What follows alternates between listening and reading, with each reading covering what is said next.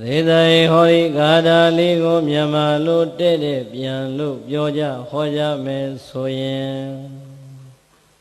လူတယောက်ဟောဒီဘဝဟောဒီသာသနာဤထဲမှာနှစ်ပေါင်း100ကာလကြာအောင်အသက်ရှင်ခွင့်ရမယ်သေတိုင်နှစ်ပေါင်းဘယ်လောက်လဲ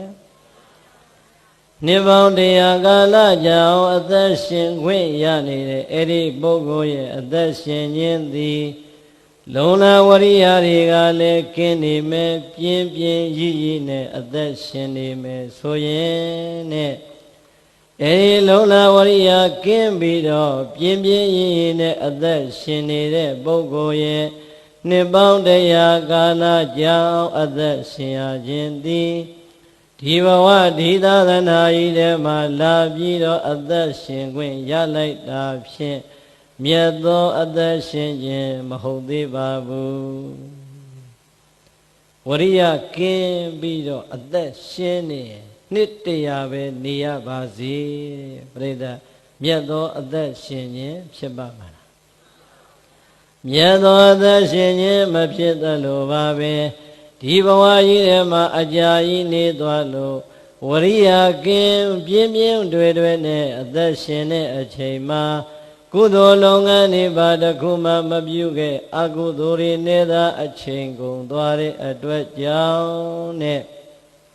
အဲ့ဒီပုဂ္ဂိုလ်ရဲ့ပြန်ရလန်းကရောပြိတ္တရဲ့အမြင့်ရောက်မလားအနှိမ့်ရောက်မလားအနှိမ့်ရောက်အောင်မဟုတ်လား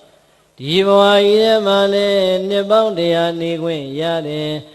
မြတ်သောအသက်ရှင်ခြင်းမရယုံနဲ့မကပဲနဲ့ယုံနဲ့အောက်တန်းကြတဲ့ဘဝကိုသွားရမယ်အသက်ရှင်ခြင်းဆိုရင်ခေတ်စကားနဲ့ပြောရင်ပြိတ္တရေလွမ်းလောက်ပါမလားမလွမ်းလောက်ဘူးနှစ်100ဘာသွားပြီးတော့တန်ဖိုးရှာမလဲဟုတ်လားအဲဒီလိုနှစ်ပေါင်း100ကာလကြာအောင်ပြင်းပြင်းတွေဝရိယကင်းပြီးတော့အသက်ရှင်တဲ့ပုဂ္ဂိုလ်ရဲ့အသက်ရှင်ခွင့်ရခြင်းသည်ဘာတန်ဖိုးမှမရှိတဲ့ယုတ်နေနဲ့အသက်ရှင်ခြင်းဖြစ်သလိုပဲဒီဘဝဒီသာသနာဤထဲမှာလူဖြစ်ခွင့်ရတဲ့အချိန်လူသားတရားရဲ့ထက်သန်တဲ့လုံလဝရိယတရားကိုမြဲမြဲမြန်မြန်ပြင်းပြင်းထန်ထန်အာရဘတောအာရဘန္တတာအမြဲတမ်းအာထုံနေတဲ့ပုဂ္ဂိုလ်ရဲ့ဝရိယတရားကိုထက်လဲထက်သန်နေမြဲလဲမြဲမြံနေပြင်းပြင်းထန်ထန်နဲ့အမြဲတမ်းအာထုနေတယ်ဆိုရင်အဲဒီလိုဝရိယတရားမြဲမြဲမြန်မြန်ပြင်းပြင်းထန်ထန်နဲ့အာထုနေပြီးတော့ဒီဘဝဒီသာသနာမှာတဏိတယတဏနဲ့တဏှာဤတခဏလေးများအသက်ရှင်ခွင့်ရပါစေတဲ့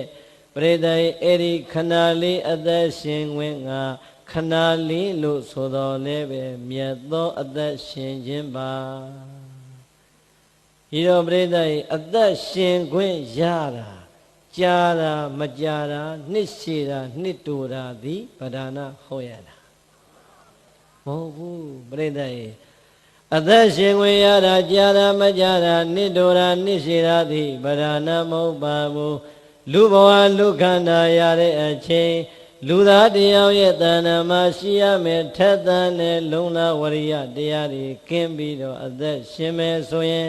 နှစ်100အသက်ရှိပါစေအဲ့ဒီပုဂ္ဂိုလ်ရဲ့အသက်ရှင်ခြင်းသည်မြတ်သောအသက်ရှင်ခြင်းမဟုတ်သေးပါဘူးလူသားတရားရဲ့လုံလဝရိယတရားတွေကိုထက်ထက်သန်သန်မြဲမြဲမြန်မြန်ပြင်းပြင်းထန်ထန်အမြဲတမ်းအထုကြိုးစားနေတဲ့ပုဂ္ဂိုလ်ရဲ့တခဏလေးပဲအသက်ရှင်ခွင့်ရပါစေအဲ့ဒီတခဏလေးကပြိတ္တိအမြတ်ဆုံးနိဗ္ဗာန်အထိပို့နိုင်တဲ့အတွက်ကြောင့်နဲ့အဲ့ဒီတခဏလေးအသက်ရှင်ရတာကမှမြတ်သောအသက်ရှင်ခြင်းဖြစ်ပါတယ်ဒီလောက်ပြောပြီးပြိတ္တိကိုဝေဖန်လို့ရမသွားဘူးလားငါသည်လုံလဝရိယတွေထက်သန်ပြီးတော့အသက်ရှင်နေတဲ့ပုဂ္ဂိုလ်လားငါသည်လုံလဝရိယတွေကင်းပြီးတော့အသက်ရှင်နေတဲ့ပုဂ္ဂိုလ်လားရဲ့လို့ ကိုဆင်ញင်သုံးသက်လိုက်ပြီးဆိုရင်ပြိဿရေကိုယ့်ရဲ့အသက်ရှင်ခြင်းဟာအမျက်ဖက်ပါနေတယ်အယုတ်ဖက်ပါနေတယ်ဆိုတာကိုယ်တိုင်ဆုံးဖြတ်လို့မရဘူးလား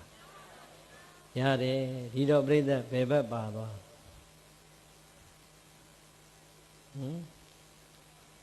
ဘယ်ဘက်မှမပါဘူးဖေဟာတပည့်တော်တို့ကအထက်လည်းမသွားခြင်းဘူးအောက်လည်းမသွားခြင်းဘူးအလင်မသကောစကပဲနေခြင်းပါဘယ်ဘက်မှမပါဘူးမို့လားကိုတော့မသိဘူးမို့လားအေးပြိဿတခါကိုရှောက်နှမ်းနေတဲ့လမ်းခရီးကဘယ်ကိုသွားနေတယ်ဆိုတာတော့ဥတ္တရမသိဘူးဆိုရင်ကိုရည်စရာကြီးဖြစ်မနေဘူးလားဒီတော့ပြိဿရေမိမိဟောဒီလူဘဝရတဲ့အခိုင်လေးကချိန်ပြီးတော့ကြည်လိုက်စမ်းမှာလူဘဝဆိုတဲ့ရခဲ့တဲ့ဒုံလဘတရားကိုလည်းမိမိတို့ရနေတယ်အချိန်ကြည့်လိုက်ပြန်တော့ဂေါရမမြတ်စွာဘုရားရဲ့သာသနာတော်တွင်မှာဖယားရှင်သတ္တော်ထင်ရှားမရှိပေမဲ့ပြိဿရေဖယားရဲ့ကိုယ်စားမှန်ကန်တဲ့တရားတော်တွေအဆုံးအမတွေသာသနာကြီးနဲ့တည်တံပြီးတော့လူဖြစ်ခွင့်ရနေတာလူလည်းဖြစ်တဲ့သာသနာနဲ့ရောကြုံမနေဘူးလားလူဖြစ်ခွင့်လည်းရနေတယ်သာသနာကြီးနဲ့လည်းကြုံတွေ့ခွင့်ရနေတယ်သာသနာကြီးနဲ့ကြုံမြန်တော့လေပြိဿရေကိုယ်တိုင်ကဟောဒီသာသနာထွန်းကားနေတဲ့ဟောဒီနိုင်ငံမှာလူဖြစ်ခွင့်ရနေတယ်နိုင်ငံရဲ့လူမျိုးရဲ့ဘဝရဲ့ဆင်းရဲချမ်းသာကိုဒုပရိသတ်ဘာတွေနဲ့ဘလို့ပဲပိုင်းပြီးတော့ပြောအခုကိုရနေတဲ့ဘဝကတော့တကယ့်လူသားတယောက်ရဲ့မြင့်မြတ်တဲ့ဘဝကိုကောင်းကောင်းကြီးရမနေဘူးလားအကယ်များတို့တရားဓမ္မပေါင်းသူတော်ကောင်းနေလူဖြစ်ခွင့်တော့ရပါရဲ့သာသနာထွန်းကားတဲ့ဟောဒီခေတ်မှလည်းလူဖြစ်ပါရဲ့သို့သောသာသနာမရှိတဲ့နိုင်ငံမှာများသွားပြီးတော့လူဖြစ်နေမယ်ဆိုရင်သာသနာကြီးနဲ့အခွင့်အခါကြုံတော်လဲပြိဿရေသာသနာနဲ့ထိတ်တိုက်တွေ့နိုင်ရဲ့လား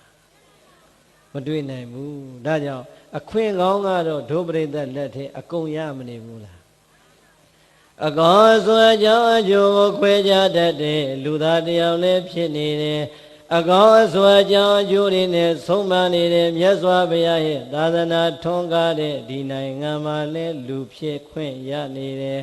သာသနာတော်တွင်မှလည်းလူဖြစ်ခွင့်ရနေတယ်အကြောင်းကောင်းလေးပေါင်းမိပါလျက်ကင်းနဲ့ကိုယ့်ရဲ့လုံနာဝရိယတရားတွေထက်ထက်သန်သန်ပထားလိုက်ဘူးဆိုရင်အကျိုးကောင်းနေရသင်ပါလျက်ကင်းနဲ့မရဘဲနဲ့လွယ်သွားမယ်ဆိုရင်နဲ့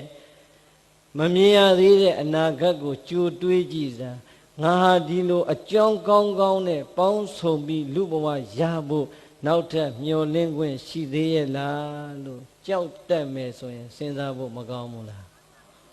ကောင်းတယ်ပြိဿအခုဘလောက်အကောင်းနေရနေလေကဲပြိဿအကယ်၍တို့ပြိဿဤတဲ့လိုနေရဟုတ်လားအဲ့ဒီအာရကဘာမှာလူသွားဖြစ်သာသနာမြတ်စွာဘုရားပွင့်တဲ့ခေတ်ကြီးထဲမှာလူဖြစ်တာမှန်တော်လေဘုရားသာသနာမရှိတဲ့နိုင်ငံမှာလူဖြစ်သွားပြီဆိုရင်ပြိဿသာသနာနဲ့အဆက်တဲ့အကျင့်အလုပ်လုပ်လို့ရပါမလားမရဘူးဟုတ်လားဒါကြောင့်အလွန်ကောင်းတဲ့အခွင့်အရေးတွေကိုယ့်လက်ထဲမှာရှိမနေဘူးလားရှိနေတယ်မိမိတို့ရဲ့လက်ထဲမှာအလွန်ကောင်းတဲ့အခွင့်အရေးကောင်းတွေရပေရတော်လဲဝရိယကင်းပြီးတော့ပြင်းပြင်းတွေကြီးနဲ့အသက်ရှင်နေမယ်ဧကစားကကာမဂုဏ်ခံစားကပျော်ကပါကနဲ့ဒီလူဘဝမှာနေထိုင်ပြီးတော့ပြန်ထွက်သွားမယ်ဆိုရင်ပြိဿရေလူဖြစ်ရတာတန်ဖိုးရှိဖို့နေသာအပယ်လေးပါးကိုသွားဖို့ရအတွက်ရိတ်ခါလာစုတာနဲ့တောင်ဒူသွားတတ်ပါတယ်မဟုတ်ဘူးလားဒီတော့လူဘဝကနှမျိုးပဲရှိတယ်ကုသိုလ်ရရင်ရမရရင်အကုသိုလ်ပဲဒီတော့ကုသိုလ်ရတဲ့လမ်းကြောင်းပေါ်မရှောင်မိသမျှပြိဿရေဘယ်လမ်းကြောင်းပေါ်ရောက်မလဲအေးအပေအတွက်ရိတ်ခါလာရှာသလိုကြီးဆိုရင်မရှုံးဘူးလားဒီတော့ပြိဿ ဒါနာကောင်းမှုမှာပဲဖြစ်ဖြစ်သီလကောင်းမှုမှာပဲဖြစ်ဖြစ်ဘာဝနာကောင်းမှုမှာပဲဖြစ်ဖြစ်ဒါကဘာသာရေးနဲ့ပတ်သက်တဲ့သက်ဆိုင်တဲ့ထိုက်ရိုက်စကားလောကီပညာရေးမှာပဲဖြစ်ဖြစ်ဇီဝရေးမှာပဲဖြစ်ဖြစ်လူမှုရေးမှာပဲဖြစ်ဖြစ်ယာတုဂုံသိနဲ့ရှားတဲ့နေရာမှာပဲဖြစ်ဖြစ်နေရာတကာမှာပြိဿရဲ့သိကြတာတစ်ခုကတော့ဝရိယသည်ရှေးဆုံးကပါပဲဝရိယမရှိရင်ပညာသင်နေတဲ့ကျောင်းသားတွေရောပြိဿရဲ့အဆင့်တန်းမြင့်တဲ့ပညာရက်ကိုရပါမလားမရဘူးဟုတ်လားအကုန်လုံးကိုယ့်ရဲ့ဘေးနားမှာပညာရှင်တွေကိုချိန်ကြည့်လိုက်ဆရာဖြစ်သွားတဲ့ပုဂ္ဂိုလ်တွေလည်းမြောင်များစွာရှိတယ်အင်ဂျင်နီယာဖြစ်သွားတဲ့ပုဂ္ဂိုလ်တွေလည်းမြောင်များစွာရှိတယ်ဒီတဲ့နှိမ့်ကြည့်လိုက်တော့ပြိဿရဲ့ဆယ်တန်းမအောင်မဲနဲ့ကလေးကကြီးဖြစ်သွားတာတွေရောမရှိဘူးလားတာမန် BA BSc ဘွဲ့လောက်ကတော့ပြောမနေနဲ့ပြိဿရဲ့ပညာရေးတွေအကုန်လုံးကိုခွဲကြည့်လိုက်တဲ့အခါအခြေခံအကြဆုံးကွဲပြားခြင်းရဲ့လမ်းကြောင်းသည်ဘာဖြစ်သွားလဲဝရိယတရားပဲဟုတ်တယ်မို့လားဝရိယတရားပဲဒါဦးဇင်းတို့ကဘာကြောင့်ပြောလဲဦးဇင်းတို့နဲ့ငယ်ငယ်ကအတူတူပညာသင်ခဲ့တဲ့တငယ်ချင်းတွေပဲပြိဿရဲ့အခုအချိန်လေးဘာမှမကြည့်သေးတဲ့40ပတ်ဝန်းကျင်အရွယ်တွေရောက်ကြတဲ့အခါတယောက်နဲ့တယောက်ဆုံလို့ကြည့်လိုက်တော့တချို့လဲဓမ္မစည်းရအောင်သွားတာရှိတယ်တချို့လဲတိုးလိုတန်းတန်းအကြီးတန်းနဲ့ပြန်ပြီးတောနေရတာရှိတယ်တချို့လဲပဲဟိုမရောက်ဒီမရောက်ဓမ္မစည်းရမအောင်အကြီးတန်းတော့အောင်ရဲ့ဟိုဟာလိုလိုဒီဟာလိုလိုဘေးရင်လိုလိုရတရားလိုအကုန်လုံးပြိဿရဲ့လူလိုပြောရင်လိုင်းစုံလိုင်းကြောင်နေအများကြီးဖြစ်သွားတယ်ဟုတ်လားအကုန်လုံးပြန်ချိန်ကြည့်လိုက်တော့ပြိဿရဲ့ညာဟာဒီလောက်ကြီးဗဒါနမဟုတ်ဘူးဝရိယနဲ့တမာတိကဗဒါနပဲဟုတ်လားဝရိယနဲ့တမာတိကွာသွားလိုက်တာလူဘဝတွေရဲ့ပညာရေးပိုင်းဆိုင်ရာတွေမှာရောတယောက်နဲ့တယောက်ကွာမသွားဘူးလားဝရိယတရားကခွဲခြားပေးလိုက်လို့ပညာရေးတွေမှာတယောက်နဲ့တယောက်အနည်းနေအမြင့်နေအနှိမ့်နေအမြင့်နေကွာပြီးတော့သွားရသလိုပဲစီဝါရေးနေပဲကြည့်လိုက်တော့ရောပြိဿရဲ့ဝရိယတရားဒီမပါပဲရပါမလားမရဘူးပြိဿဒီခေတ်ကြီးထဲမှာဆိုရင်ဝရိယက2ဆတော့တင်ထားဖို့မလိုအပ်ဘူးလားလိုအပ်တယ်ဒါကြောင့်ပညာရေးမှာလဲဝရိယမပါရဲ့နောက်ကနေခဲ့ရသလိုပဲဇီဝရေးနဲ့တရားအရေးတွေမှာလည်းပဲဝရိယမပါတော့နောက်ကကြံခဲ့ကြတာပါပဲဒီတော့ဝရိယတရားကအကောင်းနေကြည့်ရွေးပြောရင်ရောဝရိယတရားနဲ့ပဲရှင်ပြောလို့မရဘူးလားပညာရေးပြီးတော့ကုသိုလ်ရေးကြည့်လိုက်ဒါနာကောင်းမှုလုပ်ငန်းကိစ္စတွေမှာလည်းပြိဿရဲ့ဝရိယနောက်ကျသွားတဲ့ပုဂ္ဂိုလ်တွေမိမိလူမဲ့လို့ရည်မှန်းထားတာတောင်မှသူများရှိကလူသွားလို့နောက်ကကြတော့နောက်ဆုံးဟာပဲလှူရတာဖြစ်တတ်ပါတယ်ဒါနာကောင်းမှုမှာတော့ပြိဿကိုနောက်တလန်းနောက်ကျသွားရင်ကိုလူကျင်တဲ့အလှူတွေဆန္ဒရှိပါရဲ့ကဲနဲ့လက်လွတ်ရတာကိုယ်တိုင်စဉ်းစားကြည့်ကြုံမှုသလားမကြုံဘူးလားကြုံမှုတယ်ဟုတ်လားဒါနာကောင်းမှုမှာကြုံရသလိုသီလကောင်းမှုမှာလည်းဝရိယနဲ့လို့ဝရိယကင်းလို့မရလိုက်တဲ့အကျဉ်းတွေမြောင်များစွာအမြတ်ဆုံးဖြစ်တဲ့ဘာဝနာကောင်းမှုကိုအချိန်မီမပွားထားတဲ့အတွက်ကြောင့်ဘဝနောင်ရေးမှာသန္တရာလွတ်ကြောင်းမပြောပါနဲ့ဒီဘဝကြုံလာတဲ့လောကရန်တရားကိုတော့မှဘယ်စီးနဲ့မိယာမမသိလောက်အောင်ခံစားရတတ်ပါတယ်ဒီတော့ဝရိယတရားရဲ့ရှေ့ဆောင်မှုနဲ့ဝရိယတရားရဲ့နောက်ကျမှုဟာလူသားတွေရဲ့ဘဝတွေကိုတလွားစီပိုင်းမသွားဘူးလားပိုင်းသွားတယ်ဒါဆိုရင်အာလုံးသောတို့တရားဓမ္မပေါင်းသူတော်ကောင်းနေဒီနေရာမှာတရားဝဲကိုကျင့်ပါနေတယ်ဆိုတာကအစောကြီးတဲ့ကသိပေမဲ့လာခြင်းတဲ့ပုဂ္ဂိုလ်တွေကနေတိုင်းရောက်အောင်လာနိုင်ပေမဲ့ပြင်းနေတဲ့ပုဂ္ဂိုလ်တွေနောက်နာကနေတိတ်ခွေဆောင်ပြီးတော့ဗီစီဒီဆောင်ပြီးတော့နာမဲ့ပုဂ္ဂိုလ်တွေကြတော့ဟောဒီနေရာရောက်ပါမလားမရောက်နိုင်ဘူးအာယုံချင်းပြိဿတူရဲ့လားမြင်ရတဲ့အမြင်အာယုံလက်တွေ့အာယုံနဲ့ဗီစီဒီခွေကြည့်ရတဲ့အရာသာတူပါမလား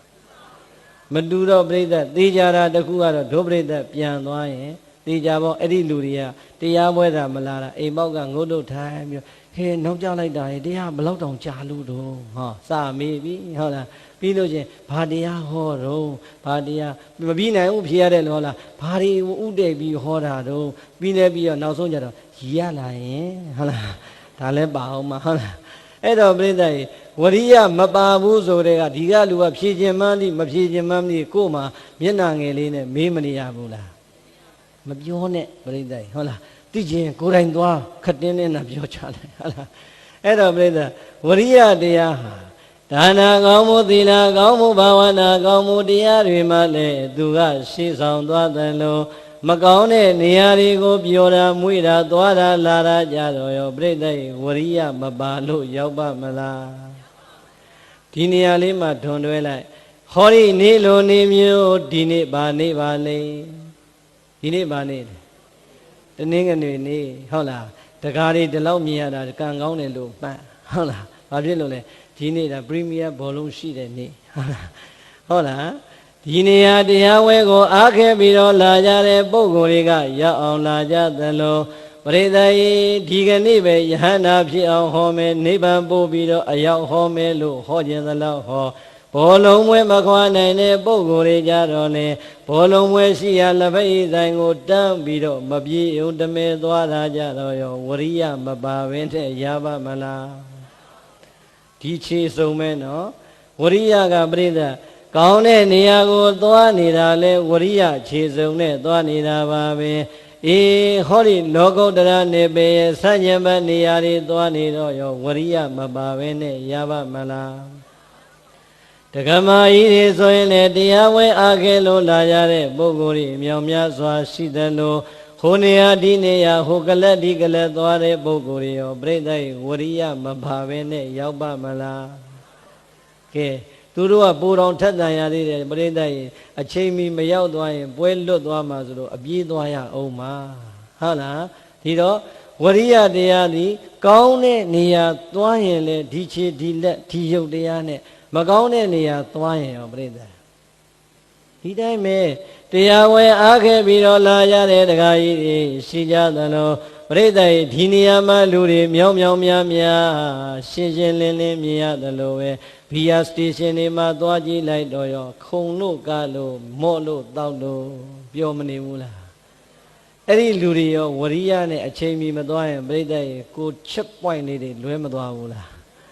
လဲသွားမယ်ဒီတော့ဝရိယတရားသည်ဟိုနေရာသွားလဲဒီဝရိယပဲဒီနေရာသွားလဲဒီဝရိယပဲဆိုတော့သို့တော့ဝရိယလို့အမည်တစ်မျိုးတည်းတူပေမဲ့သွားတဲ့နေရာချင်းတူရဲ့လားလှုပ်တဲ့အလုပ်ချင်းတူရဲ့လားရည်ရွယ်ချက်ချင်းတူရဲ့လားအေးသွားတဲ့အနေအမတူဘူးလှုပ်တဲ့အလုပ်မတူဘူးရည်ရွယ်ချက်မတူဘူးဆိုရင်ပြိဿရှင်းရှင်းလေးပါပဲအဖြေကထွက်နေပြီးအကျိုးပေးကြတော့ရောတူပါမလားဒါဆိုရင်တရားဝင်အားခဲလို့လာရတဲ့ဒုဓမ္မဆွေတော်မျိုးတော်တွေကတရားနာရတဲ့ကောင်းမှုကုသိုလ်ရလဲတဲ့အတွက်ကြောင့်ချမ်းသာရမလားဆင်းရဲရမလားဘယ်အထိချမ်းသာမှာလဲနိဗ္ဗာန်သိတယ်ပြောမယ်နော်လားနိဗ္ဗာန်တော့လုံးဝမလျှော်ဘူးသူကဘယ်တော့မှဘယ်နေရာပြည့်ပြည့်နိဗ္ဗာန်ပဲအတဲ့ပဲဟုတ်လားလွဲကမှလွဲရောဒါဆိုရင်ဒုပရိသကနိဗ္ဗာန်သွားမယ်ဆိုရင်အဲ့ဒီနေရာဟိုနေရာတွေကိုသွားနေတဲ့ပုဂ္ဂိုလ်တွေကြတော့ပြိဿရေဘယ်ရောက်မလဲကိုဟာကိုပို့တာကျုံနဲ့မဆိုင်ဘူးဟုတ်လားသူတို့ကြတော့နိဗ္ဗာန်နဲ့ဟိုလူကြတော့ပြစ်ထဲလိုက်တာငရဲကိုဒါလိုက်ပဲဟုတ်လားပေါ်တော့ပေါ်မလာတော့မြုပ်ထဲလိုက်တာဟမ်ပြိဿရေအဲ့ဒါပဲဝရိယတရားဟာဝရိယနဲ့အသက်ရှင်ခွင့်ရရင်နှစ်ပေါင်းတရားအသက်ရှင်ခွင့်ရဝရိယကင်းနေပေမဲ့အဲ့ဒီပုဂ္ဂိုလ်ဝရိယကင်းနေတယ်ဆိုရင်တန်ဖိုးမရှိဘူးခဏလေးအသက်ရှင်ခွင့်ရပါစေဝရိယနဲ့အသက်ရှင်ရရင်တန်ဖိုးရှိတယ်ဆိုတော့လေပြိဿရေဝရိယကြတော့ခွဲခြားဖို့မလိုအပ်ဘူးလားလိုအပ်တယ်ဟုတ်လားဒါကြောင့်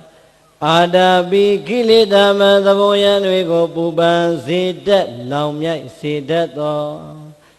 မိမိနှလုံးသားထဲမှာကိနေတဲ့လောဘကိလေသာဒေါသကိလေသာမောဟကိလေသာမာနကိလေသာတရားတွေကိုပူလောင်ပြီးတော့ကိုယ်ထမ်းမှာမလာရင်အောင် ကြောက်လန့်သွားအောင်တိုက်ဖြတ်နေတဲ့ဝရိယတရားမျိုးကိုမှဗုဒ္ဓရှင်တော်မြတ်ကသမ္မပဒံလုံးလဝရိယတရားလို့ခေါ်ပါတယ်။ဟာဝရိယလေသမ္မပဒံလုံးလဝရိယတရားတဲ့ကိုယ်ကိုနှောက်ယှက်တိုက်ခိုက်ဖျက်ဆီးနေတဲ့ကိလေသာတရားစိုးတွေကိုမိနဲ့မြိုက်တယ်လို့လောင်မြိုက်ပြီးတော့ကိုယ်ထံမလာရဲအောင်ပြက်ပြက်သားသာကြိုးစားအားထုတ်တဲ့ဝရိယမျိုးကိုရှင်တော်မြတ်ဘုရားကဒီနေရာမှာဆိုလိုပါတယ်ဟုတ်လားဒီတော့ပြိဿဝရိယတရားကဘယ်နေရာမှာအားကောင်းကောင်းထားရမလဲဆိုရင်၄ချက်ပေါ်လာပါတယ်ဘယ်နှချက်ပေါ်လာလဲအနုပ္ပန္နနံပါဝကနံအနုပ္ပါဒယဝါယမောမြန်မာလိုပြန်လိုက်တဲ့အခါကျတော့မဖြစ်သေးတဲ့အာဟုသောကာယကံဝစီကံတရားစုတွေကိုမိမိရဲ့ယုတ်တရားနံတရားမှာမဖြစ်အောင်နဲ့ကြိုးစား၍ရှောင်ကျဉ်လိုက်နိုင်ခြင်းသည်နံပါတ်1သမ္မပဒံလုံးလဝရိယတရားပါပဲမြတ်စွာဘုရားမိန့်နဲ့ဝရိယနဲ့ခန္ဓာလေးနေရပေမဲ့အဲ့ဒီခန္ဓာလေးဟာတန်ဖိုးရှိတဲ့မြတ်သောအသက်ရှင်ခြင်းဆိုတဲ့ဝရိယဟာဘယ်လိုဝရိယလဲဆိုရင်ပြိဿနံပါတ်1ကကိုယ့်ရဲ့ကာယကံကိုယ့်ရဲ့ဝစီကံကိုယ့်ရဲ့မနောကံမှာမဖြစ်သေးတဲ့မလွန်ကျူးသေးတဲ့အကုသိုလ်တရားတွေကိုမဖြစ်အောင်မလွန်ကျူးအောင်ကြိုးစားနိုင်ခဲ့ရင်နဲ့အဲ့ဒါပရိသတ်ရဲ့သမ္မပဒံလုံးလဝရိယတပါးပိုင်ပါပြီကဲပရိသတ်ကိုဟာကိုအခုကိုသုံးသက်ကြည့်နော်တို့ပရိသတ်ပုထုဇဉ်နေဆိုတော့အကုသိုလ်ကာယကံနေပြုဘူးသလားမပြုဘူးလားဝစီကံနေပြောဘူးသလားမပြောဘူးလားမနောကံနေကြံဘူးသလားမကြံဘူးလားကဲမိမိတို့ပြုလိုက်တယ်ပြောလိုက်တယ်ကြံလိုက်တယ်အဲ့ဒီအာဟုသောကာယကံဝစီကံမနောကံတွေကိုမပြုခင်မပြောခင်မကြံခင်တုန်းကကိုယ်စိတ်ထဲမှာသိနေတဲ့အသည့်ဒီကုသိုလ်နဲ့အကုသိုလ်ဆိုတာကိုတော့တော်တော်များများဗုဒ္ဓဘာသာတွေအစောကြီးတွေကခွဲခြားပြီးတော့သိသလားမသိဘူးလားသိလားမသိဘူးလားသိရင်ဘာဖြစ်လို့လွန်ကျူးတာလဲဆိုကြတဲ့ကပရိသတ်ရဲ့အရှင်းဆုံးကတော့ကိုယ့်ရဲ့လွန်ကျူးလာတဲ့အကုသိုလ်စိတ်ဓာတ်လွန်ကျူးမဲ့အကုသိုလ်စိတ်ဓာတ်ကိုမထိမ့်သိမ့်နိုင်တဲ့ဝရိယကင်းနေတဲ့စိတ်ဓာတ်ကလွန်ကျူးတဲ့အဆင့်ကိုရောက်မသွားဘူးလားအဲ့ဒါပဲပရိသတ်ရဲ့ဟောဒီထဲမှာပါနေတဲ့ဘုဒ္ဓဇင်ဗုဒ္ဓဘာသာဝင်လူသားအလုံးတို့သည်လွန်ကျူးနေတဲ့အကုသိုလ်တွေကိုမသိလို့လွန်ကျူးတဲ့မိတဲ့ပုဂ္ဂိုလ်ကအလွန်ရှားပါတယ်သိပါလျက်ခဲနဲ့မိမိရဲ့စိတ်မှာတောင်းရလာတဲ့လောဘဒေါသမောဟမာနကိလေသာတရားစုတွေကိုထိမ့်သိမ့်နိုင်စွာမရှိတဲ့လုံလဝရိယကင်းသွားတဲ့အတွက်ကြောင့်အကုသိုလ်တွေကိုလွန်ကျူးမိတတ်ပါတယ်မှန်သလားမမှန်ဘူးလားမကောင်းဘူးဆိုတာသိသလားမသိဘူးလားငရဲကြီးမယ်ဆိုတာသိသလားမသိဘူးလားသိပေမဲ့ပြိဿရဲ့မကောင်းဘူးဆိုတာလည်းသိတယ်ငရဲကြီးမယ်ဆိုတာလည်းသိတယ်ဖယားနဲ့တကွာသူတော်ကောင်းတွေမကြိုက်ဘူးဆိုတာလည်းသိတယ်သိပင်သိညာတော့လည်းပဲအဲ့ဒီသိကြီးနဲ့ပဲတဲ့ကာယကံမှာအကုသိုလ်တွေလွန်ကျူးလို့နေတတ်တယ်ဝစီကံမှာအကုသိုလ်တွေလွန်ကျူးလို့နေတတ်တယ်မနောကံမှာအကုသိုလ်တွေလွန်ကျူးလို့နေတတ်တယ်အဲ့ဒါပဲမြတ်စွာဘုရားကမကောင်းမှုဆိုတဲ့အကုသိုလ်ကိုယ်လည်းမချမ်းသာသူတစ်ပါးလည်းမချမ်းသာဟုတ်လားအနာဝဇဒုက္ခဝိပါကလက္ခဏာကိုယ်အတွက်လည်းအပြစ်မကင်းသူတစ်ပါးအတွက်လည်းအပြစ်မကင်းတဲ့ဒီအကုသိုလ်ကိုတဲ့မလုံနိုင်ဖို့မပြောနိုင်ဖို့မကြံနိုင်ဖို့မတားနိုင်သေးသမျှကာလပတ်လုံးဟာပြိဿရဲ့အဲ့ဒါဝရိယအစစ်မှမရသေးဘူးတဲ့ရပြီလားမရသေးဘူးဟုတ်လားဒါကြောင့်တကယ်ရှင်တော်မြတ်ဗျာမိန်ကြားလိုက်တဲ့သမ္မပဒံလုံးလဝရိယတရားဆိုတာဟောဒီတန်တန်ကာယကံဝစီကံမနောကံမှာမကောင်းမှုအကုသိုလ်တရားတွေမဖြစ်ပေါ်သေးတာကိုဘယ်တော့မှမဖြစ်ပေါ်အောင်နဲ့ ငါရအောင်ကြိုးစားလိုက်မယ်ရဲ့လို့ရှောင်ကျင်လိုက်နိုင်တဲ့သဘောကိုသမ္မပဒံလုံလဝရိယတရားလို့ခေါ်ပါတယ်ဒီတော့မြန်မာလူလေးနံပါတ်1မှတ်မယ်ဆိုရင်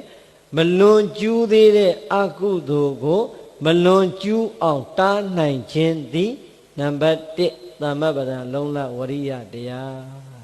ဟုတ်လားပြိဿပြောကြည့်စမ်းနံပါတ်1ကဘာတဲ့လဲမလွန်ကျူးသေးတဲ့အကုသိုလ်ကာယကံဝစီကံမနောကံတရားတွေကိုငါမလွန်ကျူးနိုင်အောင်ကြိုးစားမယ်ရဲ့လို့ပြင်းပြင်းထန်ထန်ထက်ထက်တန်တန်ဟောဒီရုပ်တရားဟောဒီနှုတ်စကားဟောဒီစိတ်ဓာတ်တွေမှာမရှိအောင်မလွန်ကျူးအောင်ကြံစည်နိုင်လိုက်ပြီဆိုရင်နဲ့အဲ့ဒါမှတကယ်သမ္မပဒံလုံလဝရိယတရားပါအခုတော်တော်များများဟာအဲ့ဒီကာယကံတစ်ခုကိုနိုင်တယ်ဝစီကံမနိုင်တာရှိတယ်ဝစီကံကိုနိုင်တယ်မနောကံမနိုင်တာရှိတယ်ဆိုပြီးတော့ဖတ်ပေါင်းစုံမနိုင်သေးပဲနဲ့ကြိုးစားနေရတာမများဘူးလားတကယ်တမ်းတော့ပြိဿကြီးကာယကံနဲ့ဝစီကံကိုထိမ့်သိမ့်နေလိုက်တယ်ဆိုရင်မိမိတို့အမြဲတမ်းစောင့်တည်ကျင့်သုံးရမယ်သီလတရားကိုလုံခြုံအောင်ကြိုးစားလိုက်ရင်သမ္မပဒံလုံလဝရိယတရားကအလိုလိုနေနဲ့ပြည့်စုံမနေဘူးလားဟောဒီကာယကံနဲ့လွန်ကျူးတဲ့အပြစ်တွေဟောဒီဝစီကံနဲ့လွန်ကျူးတဲ့အပြစ်တွေကိုမလွန်ကျူးအောင်စောင့်တည်ကျင့်သုံးလိုက်တယ်ရှောင်ကျင်လိုက်တယ်ဆိုရင်ပြိဿဤသီလလို့ခေါ်ပါတယ်အဲ့ဒီသီလလေးကိုဖြူစင်အောင်လုံညုံအောင်တရားထက်တဲ့တန်တန်နဲ့ကြိုးစားလို့ရှောင်ကျင်လိုက်ရင်မဖြစ်သေးတဲ့အကုသိုလ်ကာယကံဝစီကံတွေမဖြစ်အောင်စောင့်ရှောက်ထိမ့်သိမ်းရာရောက်တဲ့အတွက်ကြောင့်အဲ့ဒါမှတကယ်ဝရိယဘာဝရိယလဲသမ္မပဒံလုံလဝရိယငါတဏ္ဍာမှာဖြစ်ပြီလားလို့ကိုမေးကြည့်စမ်းဘာပြန်ပြောလဲမဖြစ်သေးပါဘူးမဖြစ်သေးပါဘူးပြောတာတော့ကြည်ကြည်မကြားရအောင်နည်းနည်းပဲကြားရတယ်ပြိဿပြောတော့မပြောရဘူးလားမဖြစ်သေးတဲ့အကုသိုလ်ကာယကံဝစီကံမနောကံတွေငါရဲ့စိတ်ထဲငါရဲ့ရုပ်တရားငါရဲ့နှုတ်စကားမှာမဖြစ်အောင်ငါကြိုးစားရှောင်မယ်ဆိုတဲ့သမ္မပဒံလုံလဝရိယဟာအရေးမကြီးဘူးလားအဲ့ဒါပဲပြိဿအဲ့ဒါကိုမထိမ့်သိမ့်နိုင်လို့လွန်ကျူးနေလိုက်ကြတာဝရိယကင်းတယ်ဆိုတာအဲ့ဒါမျိုးကိုမထိမ့်သိမ့်တာဝရိယကင်းတယ်ပြောတာခုနကပြောတဲ့ပညာရေးစီးပွားရေးလူမှုရေးတွေမှာမထိမ့်သိမ့်နိုင်တာကတကယ်သမ္မပဒံလုံလဝရိယမဟုတ်သေးဘူးအဲ့ဒီဆင်းရဲကဒီဘဝလေးပဲဆင်းရဲတာဒီဆင်းရဲကြီးကပြိဿကြီးတန်ត្រာတစ်လျှောက်လုံးဆင်းရဲကြီးကိုရမယ်မိုက်မဲမှုကြီးဟုတ်လားဒီတော့ပြိဿကြီးတံပတ္တဝိရတိသမာဒါနဝိရတိသမုတ်စေဒဝိရတိဆိုတဲ့နေရာမှာရှောင်ကျင်ကြောင်းဝိရတိထဲမှာပြိဿကြီးတံပတ္တဝိရတိဆိုတာအဲ့ဒါဝရိယကိုတိုက်တွန်းလိုက်တဲ့ကောင်းမှုတစ်ခုပဲတံပတ္တဆိုတာကပြိဿကြီးကြိုတင်ပြီးတော့ခံယူထားတဲ့ကျင့်သုံးထားတဲ့သီလမျိုးမဟုတ်ဘူးဘာမှစောင့်တည်ထားတာလည်းမရှိဘူးဘုရားဓမ္မသီလယူထားတာလည်းမရှိဘူးဘုန်းကြီးတစ်ပါးဓမ္မသီလယူထားတာလည်းမရှိဘူးသို့တော့ပေါ်လာတဲ့အကုသိုလ်အကြောင်းအရာနဲ့ထိတ်တိုက်တွေ့တဲ့အချိန်ကျရင်ဟာငါသည်ဘုရားတရားသံဃာယနာမြတ်သုံးပါးရဲ့အဆုံးအမကိုခံယူနေတဲ့ဗုဒ္ဓဘာသာဝင်သူတော်စင်ဖြစ်တယ်ငါတို့ရဲ့ဘုရားရှင်ကိုယ်တော်မြတ်ကဟောဒီအကုသိုလ်ကာယကံဝစီကံမနောကံအလုပ်တွေကိုကြိုက်တော်မမူဘူးမကြိုက်တဲ့အတွက်ကြောင့်သီလထဲမှာလည်းထဲခဲ့တယ်ဒုစရိုက်သူစရိုက်မှာလည်းထဲခဲ့တဲ့အတွက်ကြောင့်ငါရအောင်ရှောင်ခြင်းမယ်လို့သီလခံယူထားပြီးတော့ဥပုသ်ဆောင်ပြီးတော့ရှောင်ခြင်းတာမျိုးတော့မဟုတ်ဘူးတဲ့ဖြစ်ပေါ်လာတဲ့တွေ့ကြုံလာတဲ့အကုသိုလ်ကာယကံဝစီကံမနောကံကိုဟာငါလွန်ကျူးလို့မဖြစ်ဘူးငါတို့ရဲ့မြင့်မြတ်တဲ့ဗုဒ္ဓဘာသာမှာအဲ့ဒါမျိုးတွေလက်မခံဘူးမကျင့်သုံးဘူးဆိုတဲ့အသိလေးနဲ့ရှောင်ကျင်လိုက်ရင်ပြိဿအဲ့ဒါတံပတ္တဝိရတိလို့ခေါ်တယ်ဟုတ်လားအဲ့ဒီအသိလေးတွေသတိလေးတွေကတို့ဗုဒ္ဓဘာသာတွေမှာကင်းနေလားကိန်းနေလားတော်တော်များများကင်းနေတယ်ဟုတ်လားဦးဇင်းတို့အထတန်လေးနေအထကရာဘွဲ့မှာတခုတွေးခဲ့တယ်ဒီကနေ့ဦးဇင်းတို့စက္ကနညီနောင်ဆိုတဲ့ဝတ္ထုတိုလေးပါဟုတ်လား Sakana Nina Sora Breda Nigo Neo Shi Nigo Neo Ma Badu Abu Bala Leso a me Mike Oji Deone Shide a meiga Luna Yoga Gila de Akajado Luo Yoga ne Eare Levi Sono Sisiaga Biore E Meno me at that Shingwen Yabo Sodagaro Yona Lele Sasaku Juima Meno me at that Shingwen Yali me Dido Alujin Agado Yona Yama Meno me go Sekulo Yame Leda Bayama ne Yona Yama Sekulo Yame Soro Breda Tama Irega Muidare Sakana Nina Agujiga Kuchin Dilane Agubiore Tamabara Lola Waria Kenide Ninge Jede Bogojado Kujin Dilale Pusene Tamabara Lola Waria Gale Shidware Aka Agojigane Kaila Higa Dwamen Dorema Yungdwasha Yunayama Domi Daga Chandaya Yama Soro Amina ma Buzu Nime, me Yona Dui on Dwashalage, Soro. A Mezore, Zoziga, Damu, Agoya Kaizija, Damune, Ninge Piede, Sagana, Nino, Angega, the Kare Dore Dobido, Yona Shamezu, Twala. That is I am Breda, Yonigale Bibido, Breda, Suchon Jama, Yonanga, Ni Bi Nideka, Yoma Twana no Hanjalaida. Amigale, Yonaza Madale, at the Shingway, Yame, Yonagale, Horima, Duadula, Bido, Nilo, Matotnai, Mayona. Yo Lele Gube, Eddie Yolego, Pan like the Aka. Breda, Josore, the Waga, the Chatris and Edam, Bobido, Chowda de Aka. Tu so kind like the Achima, Meloni Kale, Tu, Gini de Akama. Kebreda. Eri Sagana Ni Angeha, Tilale Saudi Tana Momu, Yadabasi Male Masaudibu, Payada Male Masaudibu, Tulare, Yue Jet Koga, Tu Amidwa, Ala Lotale. Yona Lasha, Tio, Yongali, Miesi Kalegalene, Dugo, Chinida, Gibido, oh, Jesus. Tu leve do adago, Diama, Chauma Be. Tu at the Tadome Soradilo, not let him a Dukamia, the car. Yeloni Galegale, Ninia Sore, a twisty manly when Areka, Jesus. Maro Melo. Nami at the same way Yavoya at Dwell, Dudavaye at the Gongata Bidoma, Nami at the Chandaya Yamugunga Shame, Soye, Naye Gayagan Wiga, a longo, Yoni Nebi.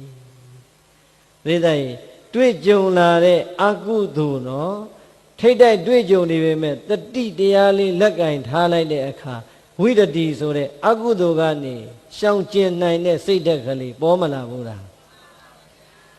The reason I go at the go, Yimi Roma, Naami at the go, Shingwea, Mesoye, Naye Gayagan Wiga, Ami at the Chanda, oh no, Naadwagado, Yuni Niago, Toya Doma. Tito. Nabaluma Madana Mu, Naami Adwa, Nadisa, Zagaga, Dwayne, Amakuro, Musu, Breda, Mini de Yonligo, at that Chandaya, be like day. Okay. Mimi, Gayaga, Waziga, Manogama, Malun, Judy, Agudo, dea, take that tweet Adama, the D dealine, Payaya Asoma Lego, the D dea, she like the Akama, Lonjume Agudo, Breda, Chachini, Dwemadavula. Era Mugo Biora. Hala, Alo do the Mama, the Rogani, the Kadakama, Saoni, Edward Siwari, Shania, the Pinyari, Shania, the Yadu, Kondini, Lukai, Niare, Aka, Breda, Goye, Gayaga, Waziga, Manogani, Gorai, Biambido, Sisiji, Zama, Imagone, Agudo, Gayaga, Waziga, Manogani, Go Bureau, Bureau, Chando, Mesoye. Oh, Bayashi Goro Miele Majai, Durogani Majai, Ada Jimare Hori Ago Dojiga, Nago Tiboa Male Piale Lo, Ole Zile Me, Bawa Damalo Male, Nijare Bawago Bole Me, Lo Shaujin Lai Nai Mi Soeno, E Era Paya Mene, Nambat Dit, Tamapara Lola Waria Dea Babe. The D time shall no Mayabula. Yara bo, Breda, Yahani, the Buddhism, Tingang Otavi, Breda, Lunezai, Yahanima, a Gentila, Tegabo, Miamyaso, Tayo, Tayado, Yahanima, Eddie Agudu, Doro Miamia, Kemani Vula. Kenira, Breda, Shauno Kenala, Mashauno Kenala. Shauno Keno, Hola. Yaneve the D look in the Alu, Agudo, Amu, Lonjume, Chimare Agudo, Majuna Mula. Junine, Dayam Breda, Mimi, Baya, Azoma, Dea, Azoma, Danga, Azoma, Lego, the Didea, Lagain, Halo, Shaujan, like me, so ye. Mimi, Gaiga, Waziga, Manoga, Mamma Piede, Agudori, Mapsi, Aunt, Tain, Tain, Lu, Yanai Mare. Mayana Mula. Hanai, Babino Uzin the Law, let me Jaja, Biobi, Horniada, Breda, Dilo Agudo Lydia, Shaujin, Yanai, Bayeke, Ne, Mashaujin, Jalu, Dodomiamia, Loni, Uzino, Hobida, Hala, you are Gunaga Zakjani, Biamboy. Ninga Vide Bogoa, Abian Dorega, Aguiga, made Hame, Yona Mabageula, Ha, Goya, Yonagono, Yade, Davime, Ashini, Penny. The only thing I do, Joga Panado, Mieloni, Galegale, do the Yama, Johnny, Jomiano, Ha, Nami at that Chandaya, Yaboya, and do Teresa and the Gong, Naga, Kayagamio, Lonju, Daya Mesura, Mahodiva, Paya, Diagine, Sanje, Chini, Vareso, Joe, Lobby like the Agodia, Sora, Hoga Breda, Damabana, Lona, Wariale, Mashi. Tila Damadile, Mashide, Bogodoro, Sulaida, Ningego, may go me to a Jonga, Yiji the Lame, Jongo Madabene, Amiti woman, Piana Lamo, Sulaide Kama, Ah, Niva, Goye, Joe, this as a Gali, Soba, Ome, Sobida, Ami Binama, time. You know thee, Yeni, Yonagango, let him up by my Mimi, Yabi, Yanya, Dole. Yonagang Moma, then Lode Agudo Gayango, Malonju Lode, Adwaja Nagao. A me at the Janda Muma, Hori, Yonago Sama at the Shingwe, Yame Soye, Nadi, Yongo Beroma at the Bido, Naye, Mayuna Musode, Setaja Nagao. Chino Luman Titaza, Ayuegrega, the Jadaja, Dadawa, the Rizanigo. Hadaku, Badagoma, Madapure, Kudu, Kanya, Naga. Did this as a gaja? Genomi, Dwijum, Kanza, Niade, Yoga, Zo, Widana, Zoha, Amyazon, Piokimba, Z, Sobido. This are so later, Breda. A midwidjum, Kanza, Niade, Yoga, Widana, Amyazon, Piokin, Chanda, Dwade. Hala?